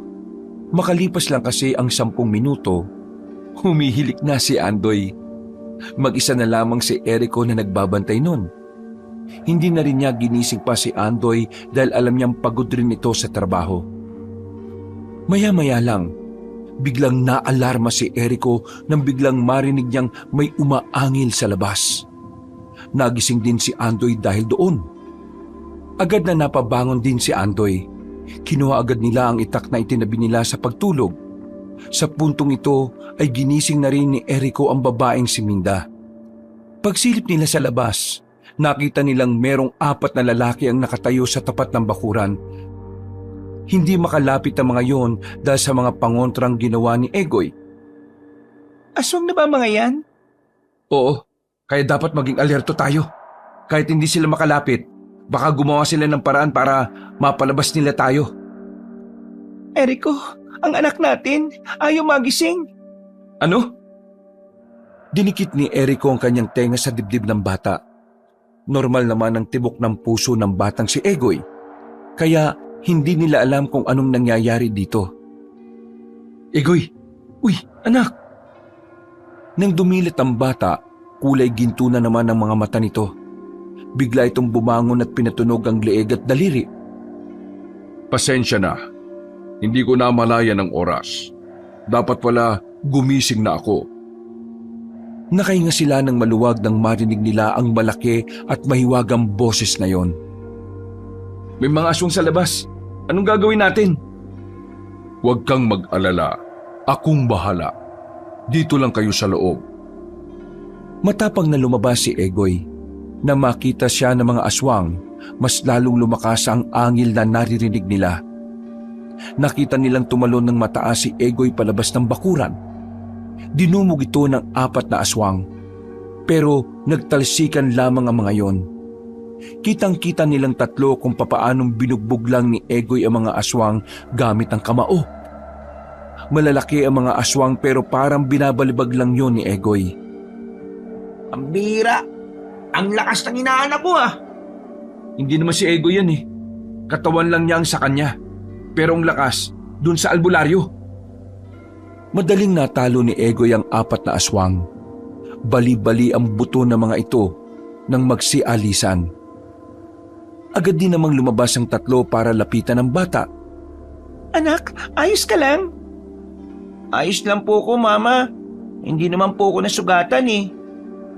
Teka, hindi na ikaw si Kalisto? Ising pa rin po siya. Pero ngayon, kaya niya na pong tulungan ako kahit hindi siya nangingibabaw sa katawan ko. Kumbaga, yung lakas niya ay pinagagamit niya sa akin. Pero ang diwa ko, ay ako ang kumukontrol. Teka, hindi ba delikado yan? Wala ka namang karanasan sa pakikipaglaban Iisa lang po kami ng utak ni Lolo Kalisto. Kaya kung anong iniisip niya, yun din ang iniisip ko at magagawa ko. Kahit ano pa yan, ang mahalaga, hindi ka nasaktan. Halika na, dumito ka na sa loob. Nanatiling mulat na naman ang kanilang mga mata sa sandaling yon. Nararamdaman kasi ni Egoy na hindi yun ang huling beses na may darating na aswang sa bahay nila. Kaya naman, hindi sila naging kampante. Alerto pa rin silang nagbabantay sa paligid. Egoy, wala ka bang nararamdaman na may aswang sa paligid? Meron po, pero hindi rito sa atin. Ibig mong sabihin nararamdaman mo kahit na malayo? Opo, ganun po kalakas ang kapangyarihan ng maalamat na albularyo Biglang tumayo sa kinauupuan ng bata. Nagtataka naman sila kung bakit biglang kumuha ng itak ang batang lalaki. Bakit anak? Anong gagawin mo? Nararamdaman ko po sa kabilang baryo, may gusto silang kunin na tao. Kailangan ko po silang pigilan. Pero anak, delikado. Mama, yun po ang misyon ko Hindi po pwedeng wala po kaming gawin ni Lolo Kalisto. Sige anak, sasamahan kita. Andoy, maiwan ka dito. Bantayin mo muna si Minda. Walang problema, pre. Pero Erico, Magtiwala tayo sa anak natin, Minda. Sa huli ay pumayag na lang din si Minda. Lumabas ng bahay ang mag-ama. Malapit lang naman ang kabilang baryo kaya dali-dali silang nakarating doon. Sa bungad pa lamang, nararamdaman na agad ng bata ang mga presensya ng aswang. doon po Papa, doon! Mabilis nilang tinahak ang daan patungo sa bandang dulo. Pagdating nila, inabutan nila ang bahay roon na pinapasok na ng mga aswang. Karamihan sa mga hinila ng mga yon ay puro babae. Samantalang ang mga lalaki naman ay pinapaslang na nila. Uy, mga aswang! Ang bira, dapat inatake na natin kaagad Tinawag mo pa talaga anak? Lumingon sa kanila ang mga nilalang. Sandaling tumigil at saka naglabas ng mababangis na tunog. Anak, kung si Kalisto kasama ko, hindi ako kakabahan Sigurado ko bang ayos lang to kahit marami sila? Papa, kasama rin po natin si Lolo Kalisto. Ako lang po talaga nakakausap ninyo. Nagawa mo pa talagang ngumiti Natigil ang kanilang pag-uusap nang umatake ng mga aswang. Nakatayo lamang si Erico noon habang si Egoy naman ay sinalubong ang mga aswang. Napanganga na naman si Erico habang pinapanood ang bata sa pakikipaglaban. Talon dito, talon doon. Ilag dito, ilag doon. Hindi makatama ang mga aswang. Habang si Egoy naman ay walang kahirap-hirap na lang niyang natataga ang mga aswang. Pero kahit na napatay na ni Egoy ang iba, may dumating na namang panibago. Sa puntong ito, napilitan na si Erico na lumaban na rin dahil punterian na rin siya ng mga kalaban nila. Kahit wala pa siyang gaanong kaalaman, ginamit na lamang niya ang kanyang tapang at matinding focus. Kaya naman kahit papaano ay natutulungan niya si Egoy sa laban. Papa, ang galing nyo na po Anak, bakit ba ang saya-saya mo pa? Hindi ka ba kinakabahan? Napapalibutan na nila tayo. Papa, ang saya-saya kasi. Ano? Hindi na sumagot pa ang bata nang kusa na itong lumapit sa mga aswang. Talsika ng mga dugo sa kung saan-saan sa tuwing matatamaan nito ang kalaban nila. Habang si Erico naman, sige lang siya wasiwas ng kanyang itak. Nang mapunta na siya sa sulok, alam ni Erico na maaring katapusan na niya. Pero nagulat ang mga aswang nang biglang nasa harapan na nila si Egoy. Sa isang wasiwas, nagtalsika ng mga aswang. Sa puntong ito, medyo nag-aalangan na ang mga aswang na lumapit sa kanila. Pero isang lalaking aswang ang dumating. Naramdaman ni Egoy na kakaiba ang aswang na ito kumpara sa ibang mga nakalaban nila. Papa, maganda po kayo. May naiba sa kanila. Ha? Anong naiiba? medyo malakas po yata siya eh. Lumabas ang lalaking yon mula sa dilim. Nang magsalita ito, napagtanto ni Erico na yun din ang aswang na unang pumunta sa kanilang bakuran. Totoo nga ang balita. Nasa katawan na ng batang yan ang maalamat na si Kalisto. Oo, at siyang tatalo sa inyong lahat. Huwag kayo masyadong kampante dahil wala pa ang Panginoon namin. Kami pa lang to. Kunwari ka pa. Natatakot ka naman ngayon eh. Hindi ka pa rin nakaka-recover sa suntok ng anak ko sa tagiliran mo. Humalakak ang lalaki. Parang wala man lang itong nararamdamang kahit na ano. Parang wala naman itong nararamdamang kahit na anong pagkabahala kahit na nag-uumapaw ang lakas ng bata. Hayaan niyong ipakilala ko muna ang sarili ko bago man lang mamatay ang batang yan ngayong gabi. Ako si Migwara. Ako lang naman ang aswang na nakabuhay sa sinaunang aswang at maalamat na si Amomong. Wala naman po kaming pakialam kung sino ka kasi hindi naman ikaw ang pinuno ng mga aswang eh. Anong sinabi mo? Kahit naiba ka sa iba, hindi ka po nakakatakot para sa akin.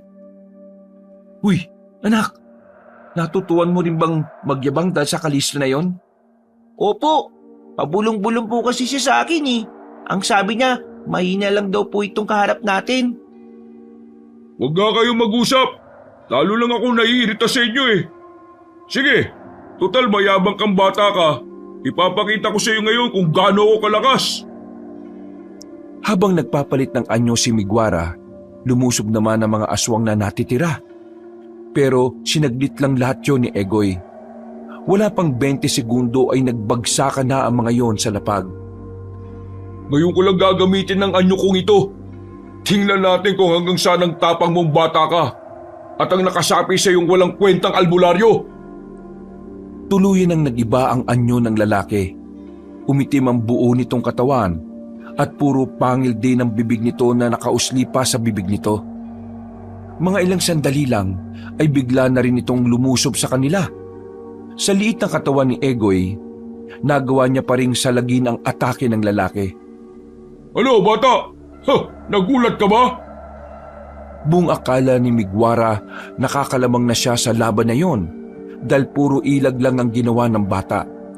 Ang hindi nito alam, kumukuha lang pala ng tamang pagkakataon ng bata. Nang makita ni Egoy na naging kampante si Migwara, hindi na ito nag-atubili pang ihataw ang hawak na itak. Tinamaan ng lalaki sa tagiliran. Dahil sa kanyang ginawa, napadistansya bigla si Migwara. Naramdaman nito ang hapdi at tila nagkaroon ng kaunting pag-aalinlangan. O ano? Natakot ka na ano? Manahimik ka.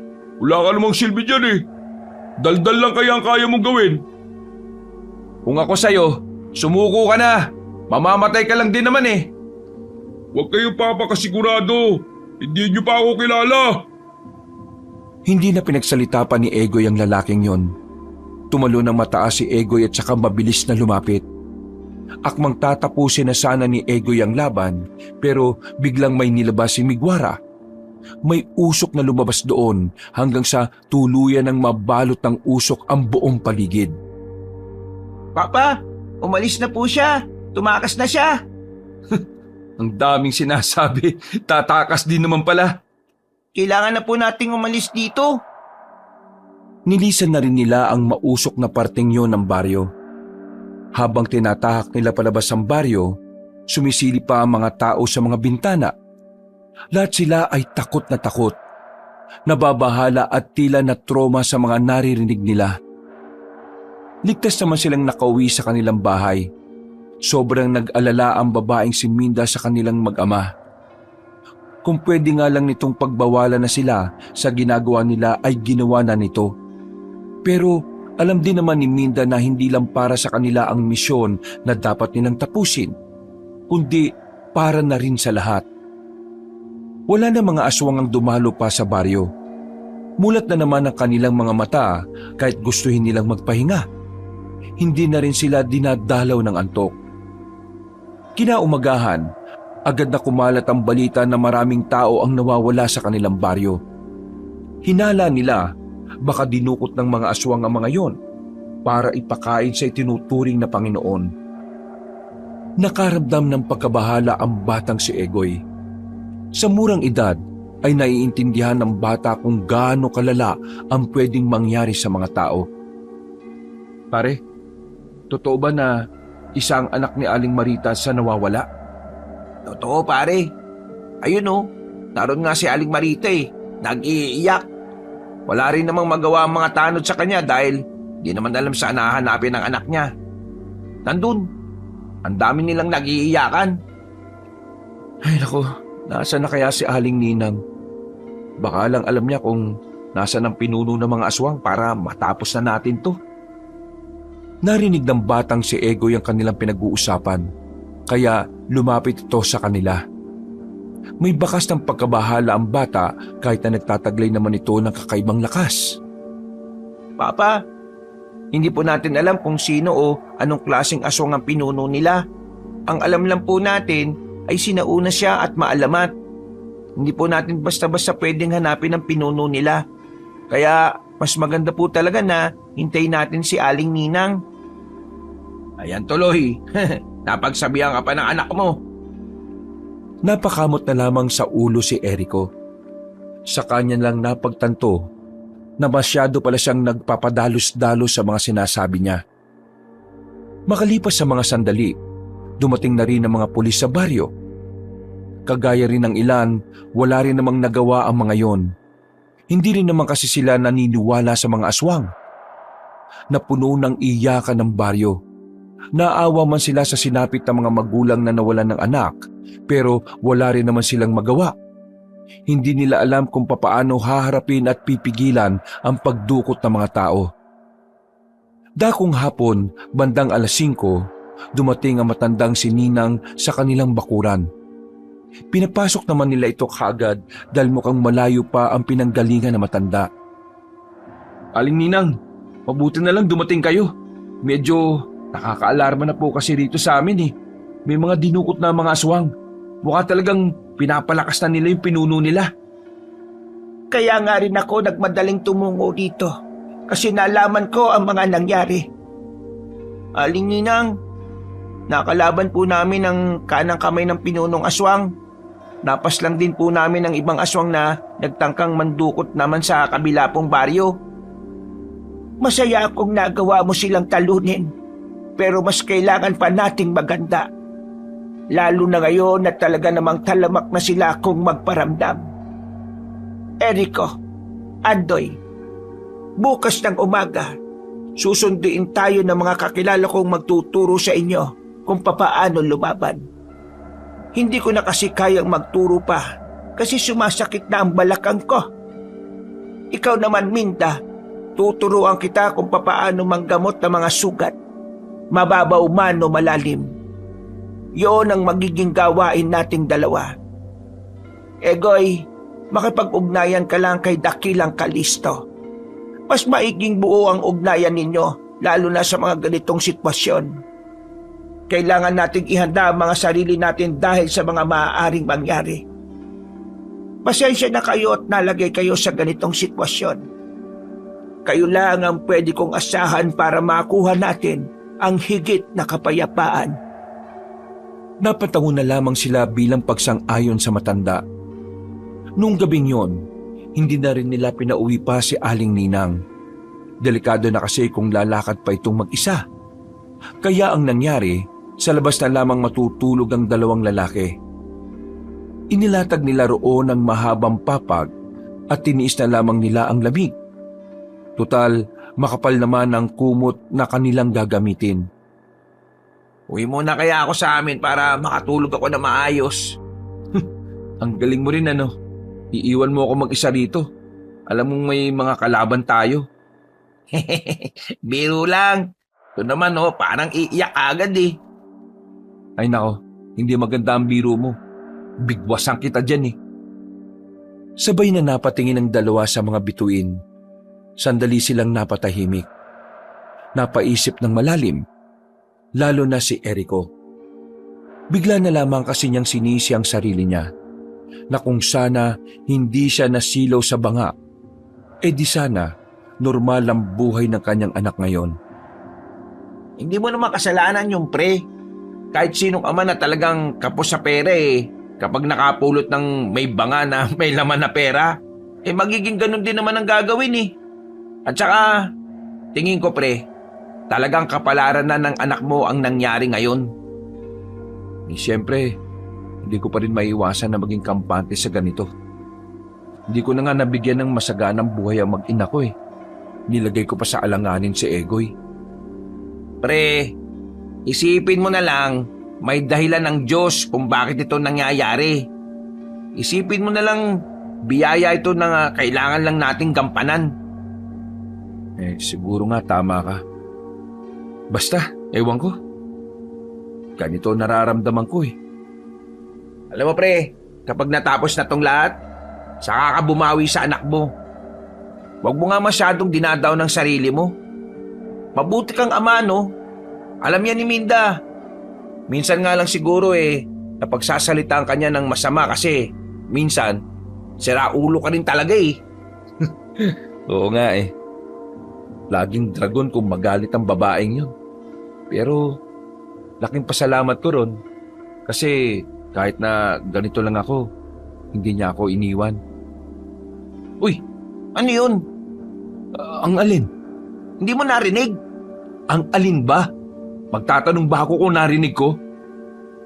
Parang may narinig akong umiiyak na babae. Pero mahina lang. Tingnan mo, pakinggan mo maigi. Manahimik ka. Sandaling pinakiramdaman ng dalawa ang paligid. Nung una ay hindi pa rin naririnig ni Erico ang sinasabi ni Andoy.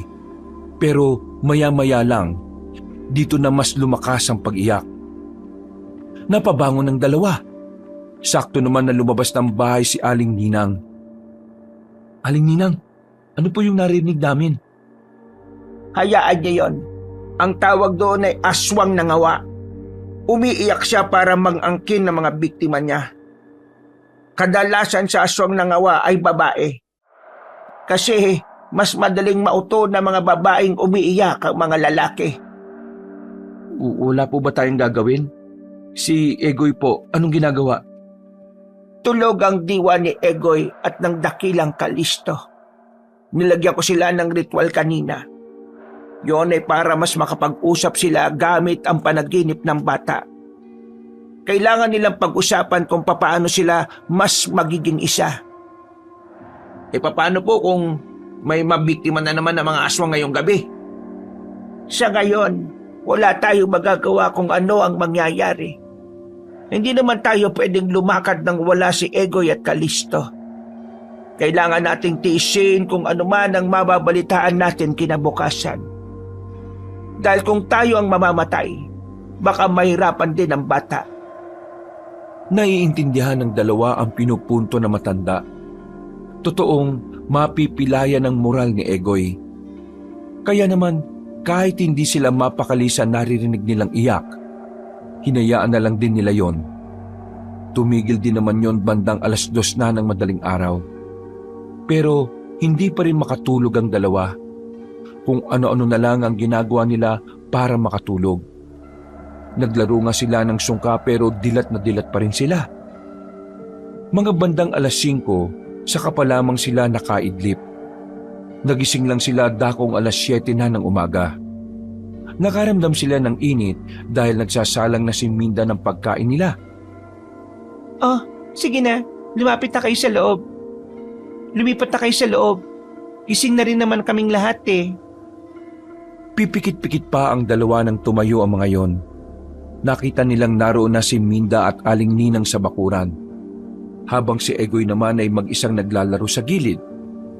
Napangiti si Erico dahil kahit may nagbago sa anak niya, hindi pa rin nawawala ang pagiging bata ni Egoy. Sige na pre, pasok ka na sa loob para makatulog ka pa. Ako, hindi na ako matutulog Sigurado ka ba? 2 oras lang tulog natin Oo, ayos lang ako. Gigisingin na lang kita mamaya kapag tanghalian na.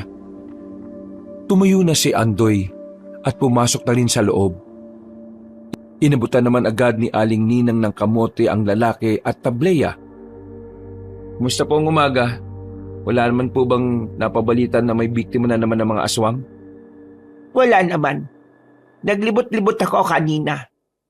Payapa naman ang baryo ninyo. Mabuti naman kung ganon. Anong oras po ba darating yung sinasabi nyo, Aling Ninang? Sa tingin ko, tatanghaliin na sila.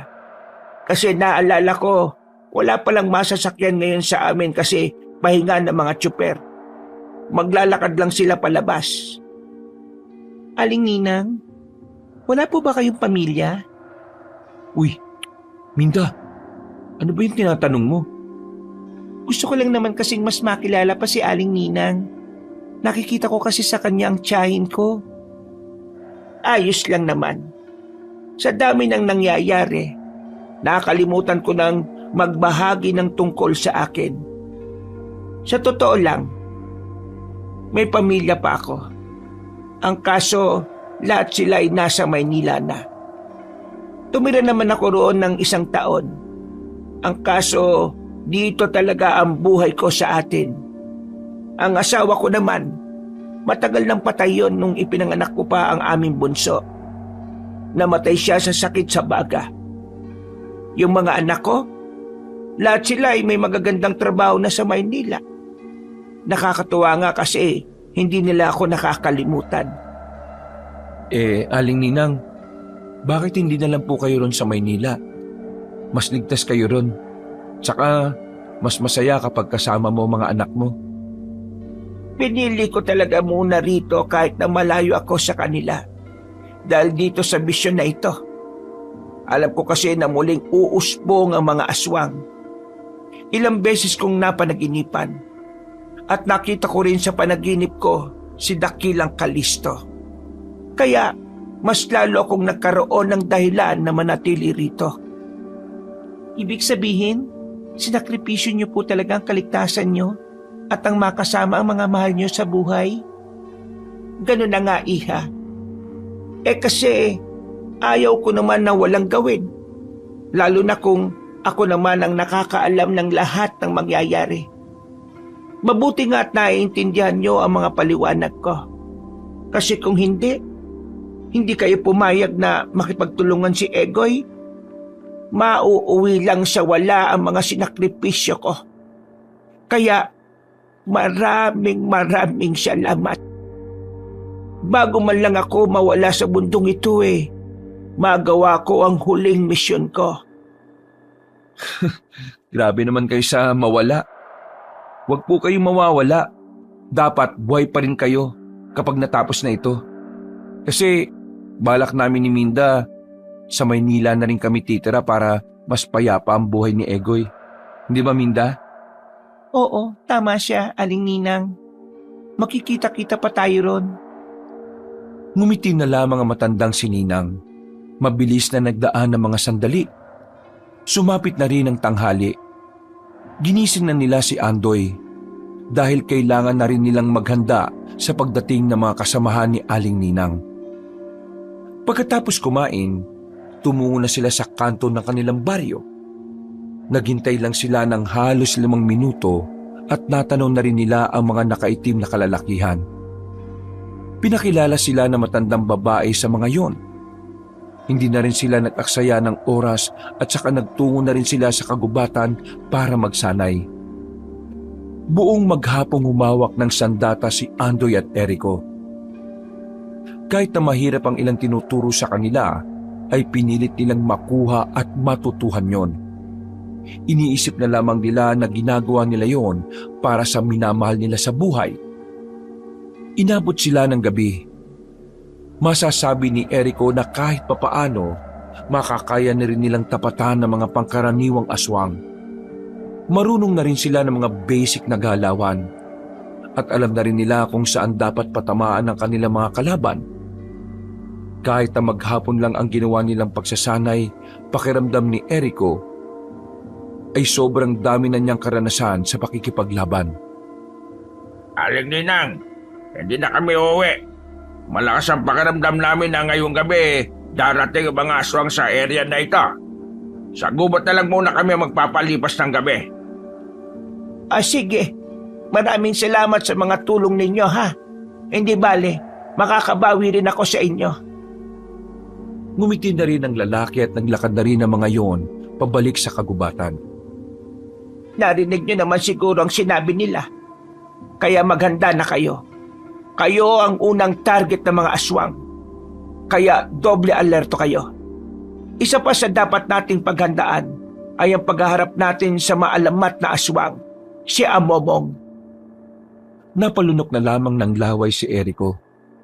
Aminin man ito o hindi, alam niya sa sariling nagahari ang kaba sa kalooban niya. Pero kapag tinitingnan niya ang kanyang asawa at anak, kahit papaano ay lumalakas ang kanyang loob. Bumalik sila sa kanilang bahay dahil doon ang pinakaligtas na lugar para sa kanila. Habang naghihintay sa bahay na yon, nagsagawa na muna ng isang ritual si Aling Ninang. Isang ritual na tutulong sa kanila para mabawasan ang mga kaba na kanilang nararamdaman. Pero hindi pa man natatapos si Aling Ninang, narinig na naman nila ang aswang na ngumangawa. Ayon sa matanda, nasa malayong parte ng baryo yon at sinusubukan lang na akitin ng atensyon ng batang si Egoy. Buti na lang, kontrolado ng bata ang desisyon niya. Ginagabayan na rin kasi ito ng dakilang albularyo. Pero hindi lang dahil doon kaya sila naalarma, dahil sa gawing dulo ng kanilang baryo, nakarinig na sila ng mga sigawan ng mga tao. Kahit nasa bakuran sila at malayo sila roon, naramdaman na agad ng bata kung gaano kalakas ang mga aswang na naroroon. Aling Ninang, mga aswang sila nagabunan. Tingin ko, balak nilang pumunta rito at sila ang una nating makakalaban. Kakayanin ko silang lahat. Anak, mag-isa ka lang. Tutulungan ka na namin. Para saan pa't nagsanay kami kanina kung wala kaming gagawin? Hayaan niyo ang bata. Kapag sinabi niyang kaya niya ay kaya niya. Isa pa, kakaibang aswang ang mga gabunan. Hindi sila pangkaraniwan. Kaya si Egoy lang ang may kakayahang humarap sa kanila. Sigurado po ba kayo? Nagulat sila nang biglang umilaw na naman ang mata ni Egoy. Nag-iba na naman ang boses nito. Huwag kayo mag-alala.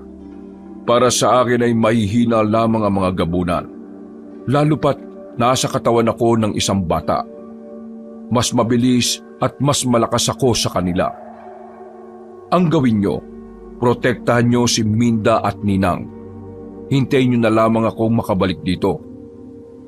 Hindi na nakatutol pa si Erico at Minda. Nagtiwala na lamang sila sa kung anuman ang kayang gawin ni Kalisto. Napa-sign of the cross na lamang ang mag-asawa. Parang hangin na tumakbo si Egoy paalis ng kanilang bakuran. Makalipas lang ng ilang minuto, narinig na nila ang mga sigawan ng mga aswang. Sinimulan na ni Egoy ang pakikipaglaban sa mga yon. Habang sila naman sa bakuran, malalagay na rin sa alanganin ang mga sarili nila dahil biglang may dumating na ring aswang. Kasama ng mga ito ang kanang kamay na si Migwara.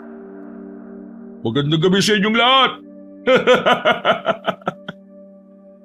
Mukhang inilis lang nila ang atensyon ni Egoy saka sila dumiretso rito ah. Kailangan natin tumayo sa mga sarili natin paa. Kakayanin natin to, kahit na wala si Egoy. E di kung ganon, tara na! Minda, Aling Ninang, sa loob na lang kayo. Kami nang bahala rito. Erico, mag-iingat ka, pakiusap. Huwag ka masasaktan. Tumangon na lamang si Erico sa kanyang asawa at saka itinoon na rin ang atensyon sa aswang na kaharap nila. Medyo nabigla pa silang dalawa nang makitang nakapasok na sa kanilang bakuran ng mga aswang.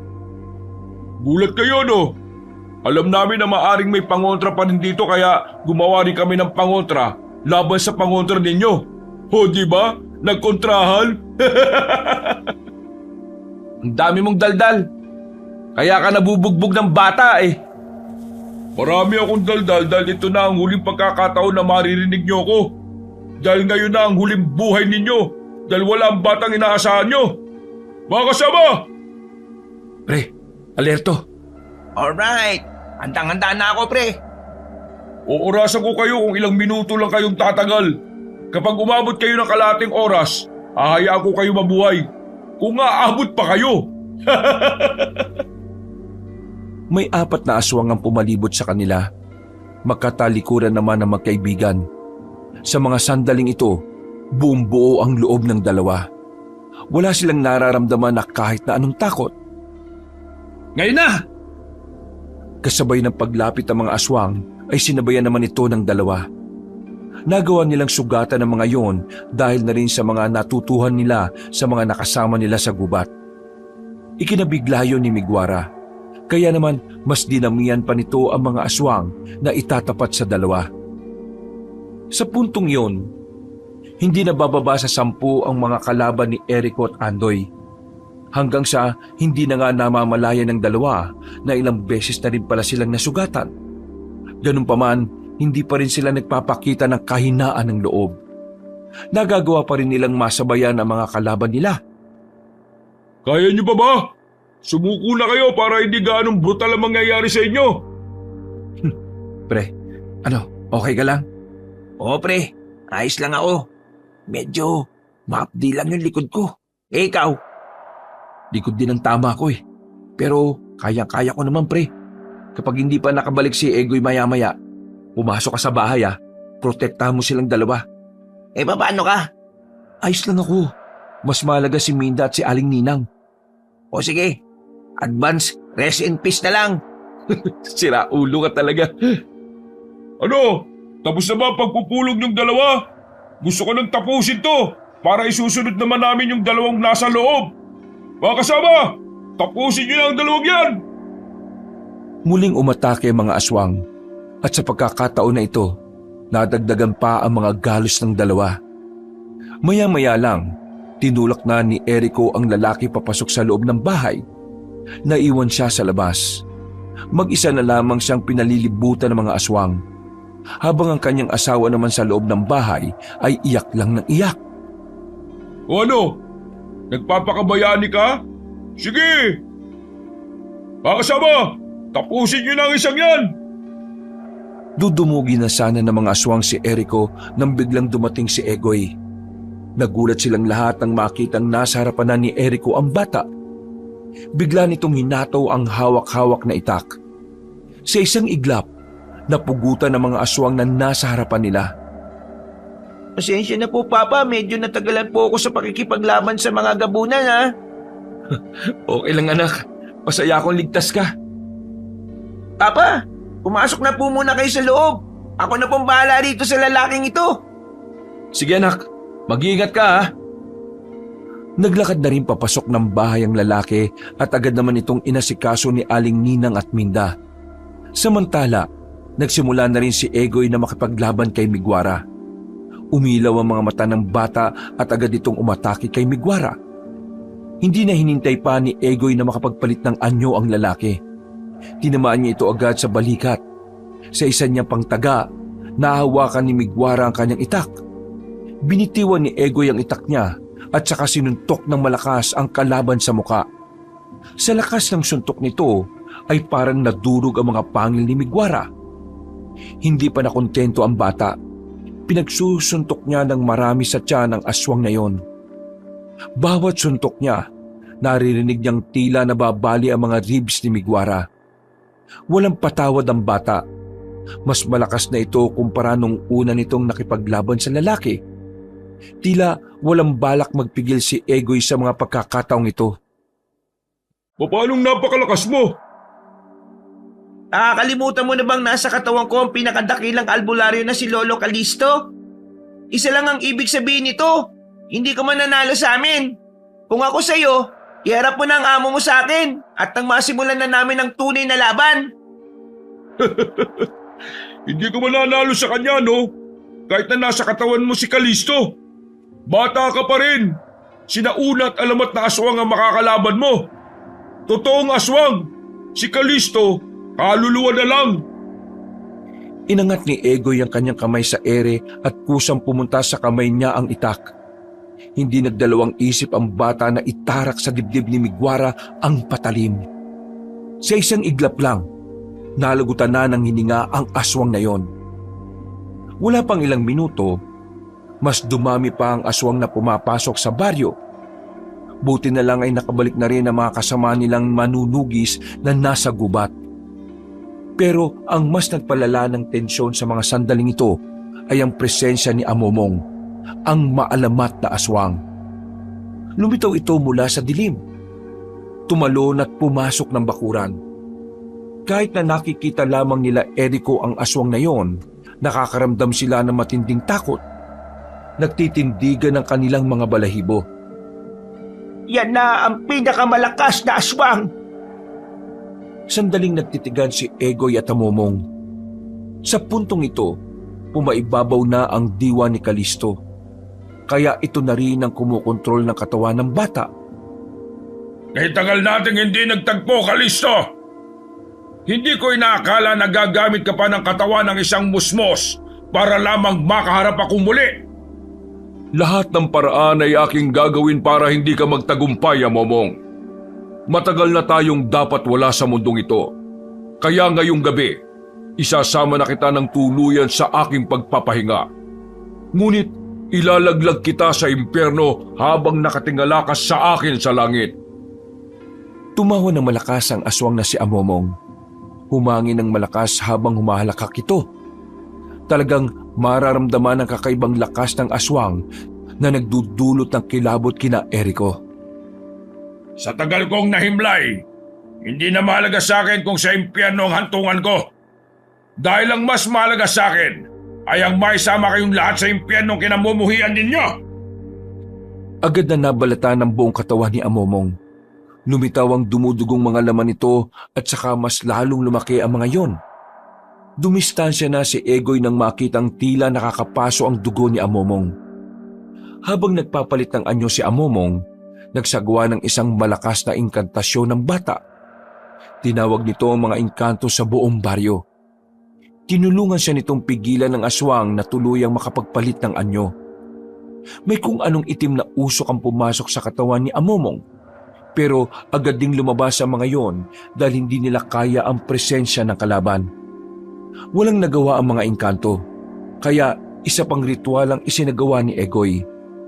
Ito ay para lagyan ng kakaibang proteksyon ng bahay para hindi makapasok si Amomong sa oras na hindi pumabor sa kanya ang laban. Simulan na natin to, Kalisto! Dinakma siya ng malaking kamay ng aswang. Mabilis naman siyang nakatalon patungo sa likuran ni Amomong. Sinubukan niya yung suntukin sa tagiliran, pero masyadong matigas ang katawan nito. Kaya naman mas lalong pinalakas ni Egoy ang kanyang sarili. Napalitan ng kulay berde ang kulay ng mga mata niya na kanina lang ay kulay ginto. Nagtaka naman si Erico nang makita yon. Aling Ninang, anong ibig sabihin nun? Bakit iba na ang kulay ng mga mata niya? Ibig sabihin nito, binuhos na rin ng dakilang albularyo ang kanyang buong lakas. Nang ibalik nila ulit ang tingin sa labas, nakita nilang patas na ang laban. Pero habang tumatagal, kapansin-pansin na nahihirapan si Egoy. Kahit na anong gawin niyang atake, hindi tumatalab sa matigas na katawan ni Amomong. Nabahala na lamang sila nang makitang tumalsik na ang bata. Binalibag yun ni Amomong, pero buti na lang ay agad na nakatayo si Egoy. Walang sinayang na pagkakataon si Egoy. Mabilis siyang tumayo sa harapan ng aswang. Sinamantala niyang mabagal ang kilos ni Amomong dahil sa laki nito. Sinuntok niya ang aswang sa gitna ng dibdib nito. Sa pagkakataong yon, naramdaman na ni Amomong ang lakas ng bata. Nalaman na tuloy ni Egoy kung ano ang kahinaan ng kanyang kalaban.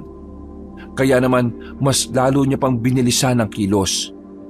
Nang akmang susuntukin niya ulit ang aswang, nakaramdam na lamang bigla si Egoy na matinding sakit ng ulo. May kung anong ritual kasing ginawa si Amomong na binulong lang nito sa hangin. Masyado ka na yatang nakalimot, Kalisto! Nakakalimutan mo na bang kaya ko rin gumawa ng malakas na ritual nang hindi mo naririnig? Dinakma ng aswang na yon si Egoy sa muka at itinaas sa ere. Diyos ko, Erico! Ang katawan ng anak natin! Aling Ninang! Lalabas ako! Hindi! Masisira mo ang laban kapag nakialam ka. Mas lalo lang malalagay sa alanganin ng anak ninyo kung lalabas ka. Pero Minalig Ninang. Sinabi ko naman sa inyo na magtiwala kayo sa bata at kay dakilang Kalisto. Pre, Minda, kailangan yung tatagan ng loob ninyo. Kapag naramdaman ni Egoy na nagkakaganyan kayo, baka makaapekto yun sa moral niya. Baka mas lalo silang humina ni Kalisto. Napabuntong hiningan lamang ang mag-asawa. Nang muli nilang balikan ng dalawa sa labas, nakita nilang parang dinudurog na ni Amomong ang ulo ng bata. Pero laking gulat nila nang biglang hinawakan ni Egoy ang kamay ng aswang. Nagkaroon ng kakaibang lakas ang bata na dahilan para mabalibag naman ito si Amomong. Mabilis na tumakbo si Egoy at pumaibabaw sa kalabang aswang. Pinagsusuntok niya yon sa dibdib ng maraming ulit. Nang makita ni Egoy na tila naging epektibo ang ginawa niya, lumipad naman papunta sa kamay niya ang itak. Itatarak na sana niya ang itak sa dibdib ni Amomong nang bigla itong hawakan ng talim ng itak. Hindi mo ako mapapatay, Kalisto! Kailangan mo na rin magpahinga, Amomong! Mas lalong nilakasan ni Egoy ang pagtarak niya. Paunti-unting bumababa ang talim sa dibdib ni Amomong. Nang sumigaw ng malakas ang bata ay tuluyan na nitong naibao ng itak sa dibdib ni Amomong. Sumuka ng kulay itim na dugo si Amomong. Sinubukan pa nitong tumayo pero muli lang din itong natumba. Nang makita nilang naghihingalo na ang aswang na yon, lumabas na rin sila at lumapit kay Egoy. Hindi pa rin magwawagi ang kasamaan laban sa kabutihan. Yan ang lagi mong tatandaan, Amomong. Ilang sandali lang ay tuluyan ng nalagutan ng hininga ang pinuno at sinaunang aswang. Ang tinatawag na alamat ay isa na lamang malagim na bangkay. Napagtagumpayan natin ang laban. Lumingon si Egoy kay Aling Ninang at nagsalita. Ninang, maraming salamat at ginabayan mo ang pamilyang ito. Ngayong natapos ko na ang aking misyon sa lupa, masaya akong makakapagpahinga at muling babalik sa dapat kong kinalalagyan. Eriko, Minda at Andoy, lalong-lalo na sa may-ari ng katawang ito, maraming salamat. Habang buhay kong tatanungin na utang na loob ang pangyayaring ito. Bilang ganti, ang katawan ng batang ito ay kailanman hindi dadapuan ng sakit. Magiging masagana rin ang mga buhay nyo sa mga susunod na taon. Papano? Kailangan ko nang magpaalam. Nararamdaman kong hinihintay na ako ng Diyos sa kanyang kaharian.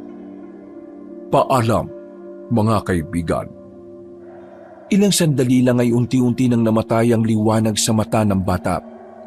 Hanggang sa tuluyan na ngang nawala ng malay si Egoy. Sinalo naman yon ni Eriko at saka kinarga. Sa kanilang pagkapanalo, muling bumalik sa normal ang buhay nila. Wala na sa katawan ni Egoy ang dakilang albularyo. Naging parte na rin ng kanilang pamilya ang matanda. At gaya nga ng sinabi ni Eriko, nang matapos sa mga nangyari, napagdesisyon na nilang sa Maynila na lamang manirahan. Isinama na nila si Andoy at siyempre ang matandang si Ninang. Sa Maynila, sinimulan nila ang kanilang bagong buhay. 1 taon lang ang nakalipas, nabiyayaan na naman ng bagong anak ang mag-asawa. Bukod pa rito, magandang trabaho na rin ang nahanap ni Eriko. Unti-unti silang nakapagpundar ng mga kailangan nila sa buhay. Ang lahat ng yon, palagay nila ay ang sinasabing gantimpala ni Kalisto. Pero ang mas gusto nilang gantimpala na kanilang natanggap ay walang iba kundi ang kapayapaan ng kanilang buhay. Dahil magmula noon, nabuhay na silang hindi na iniisip pa kung meron pa bang mga aswang ang manggugulo. Tuwing gabi, palagi na silang natutulog ng maluwag ang kalooban at may mga ngiti sa labi. Wakas.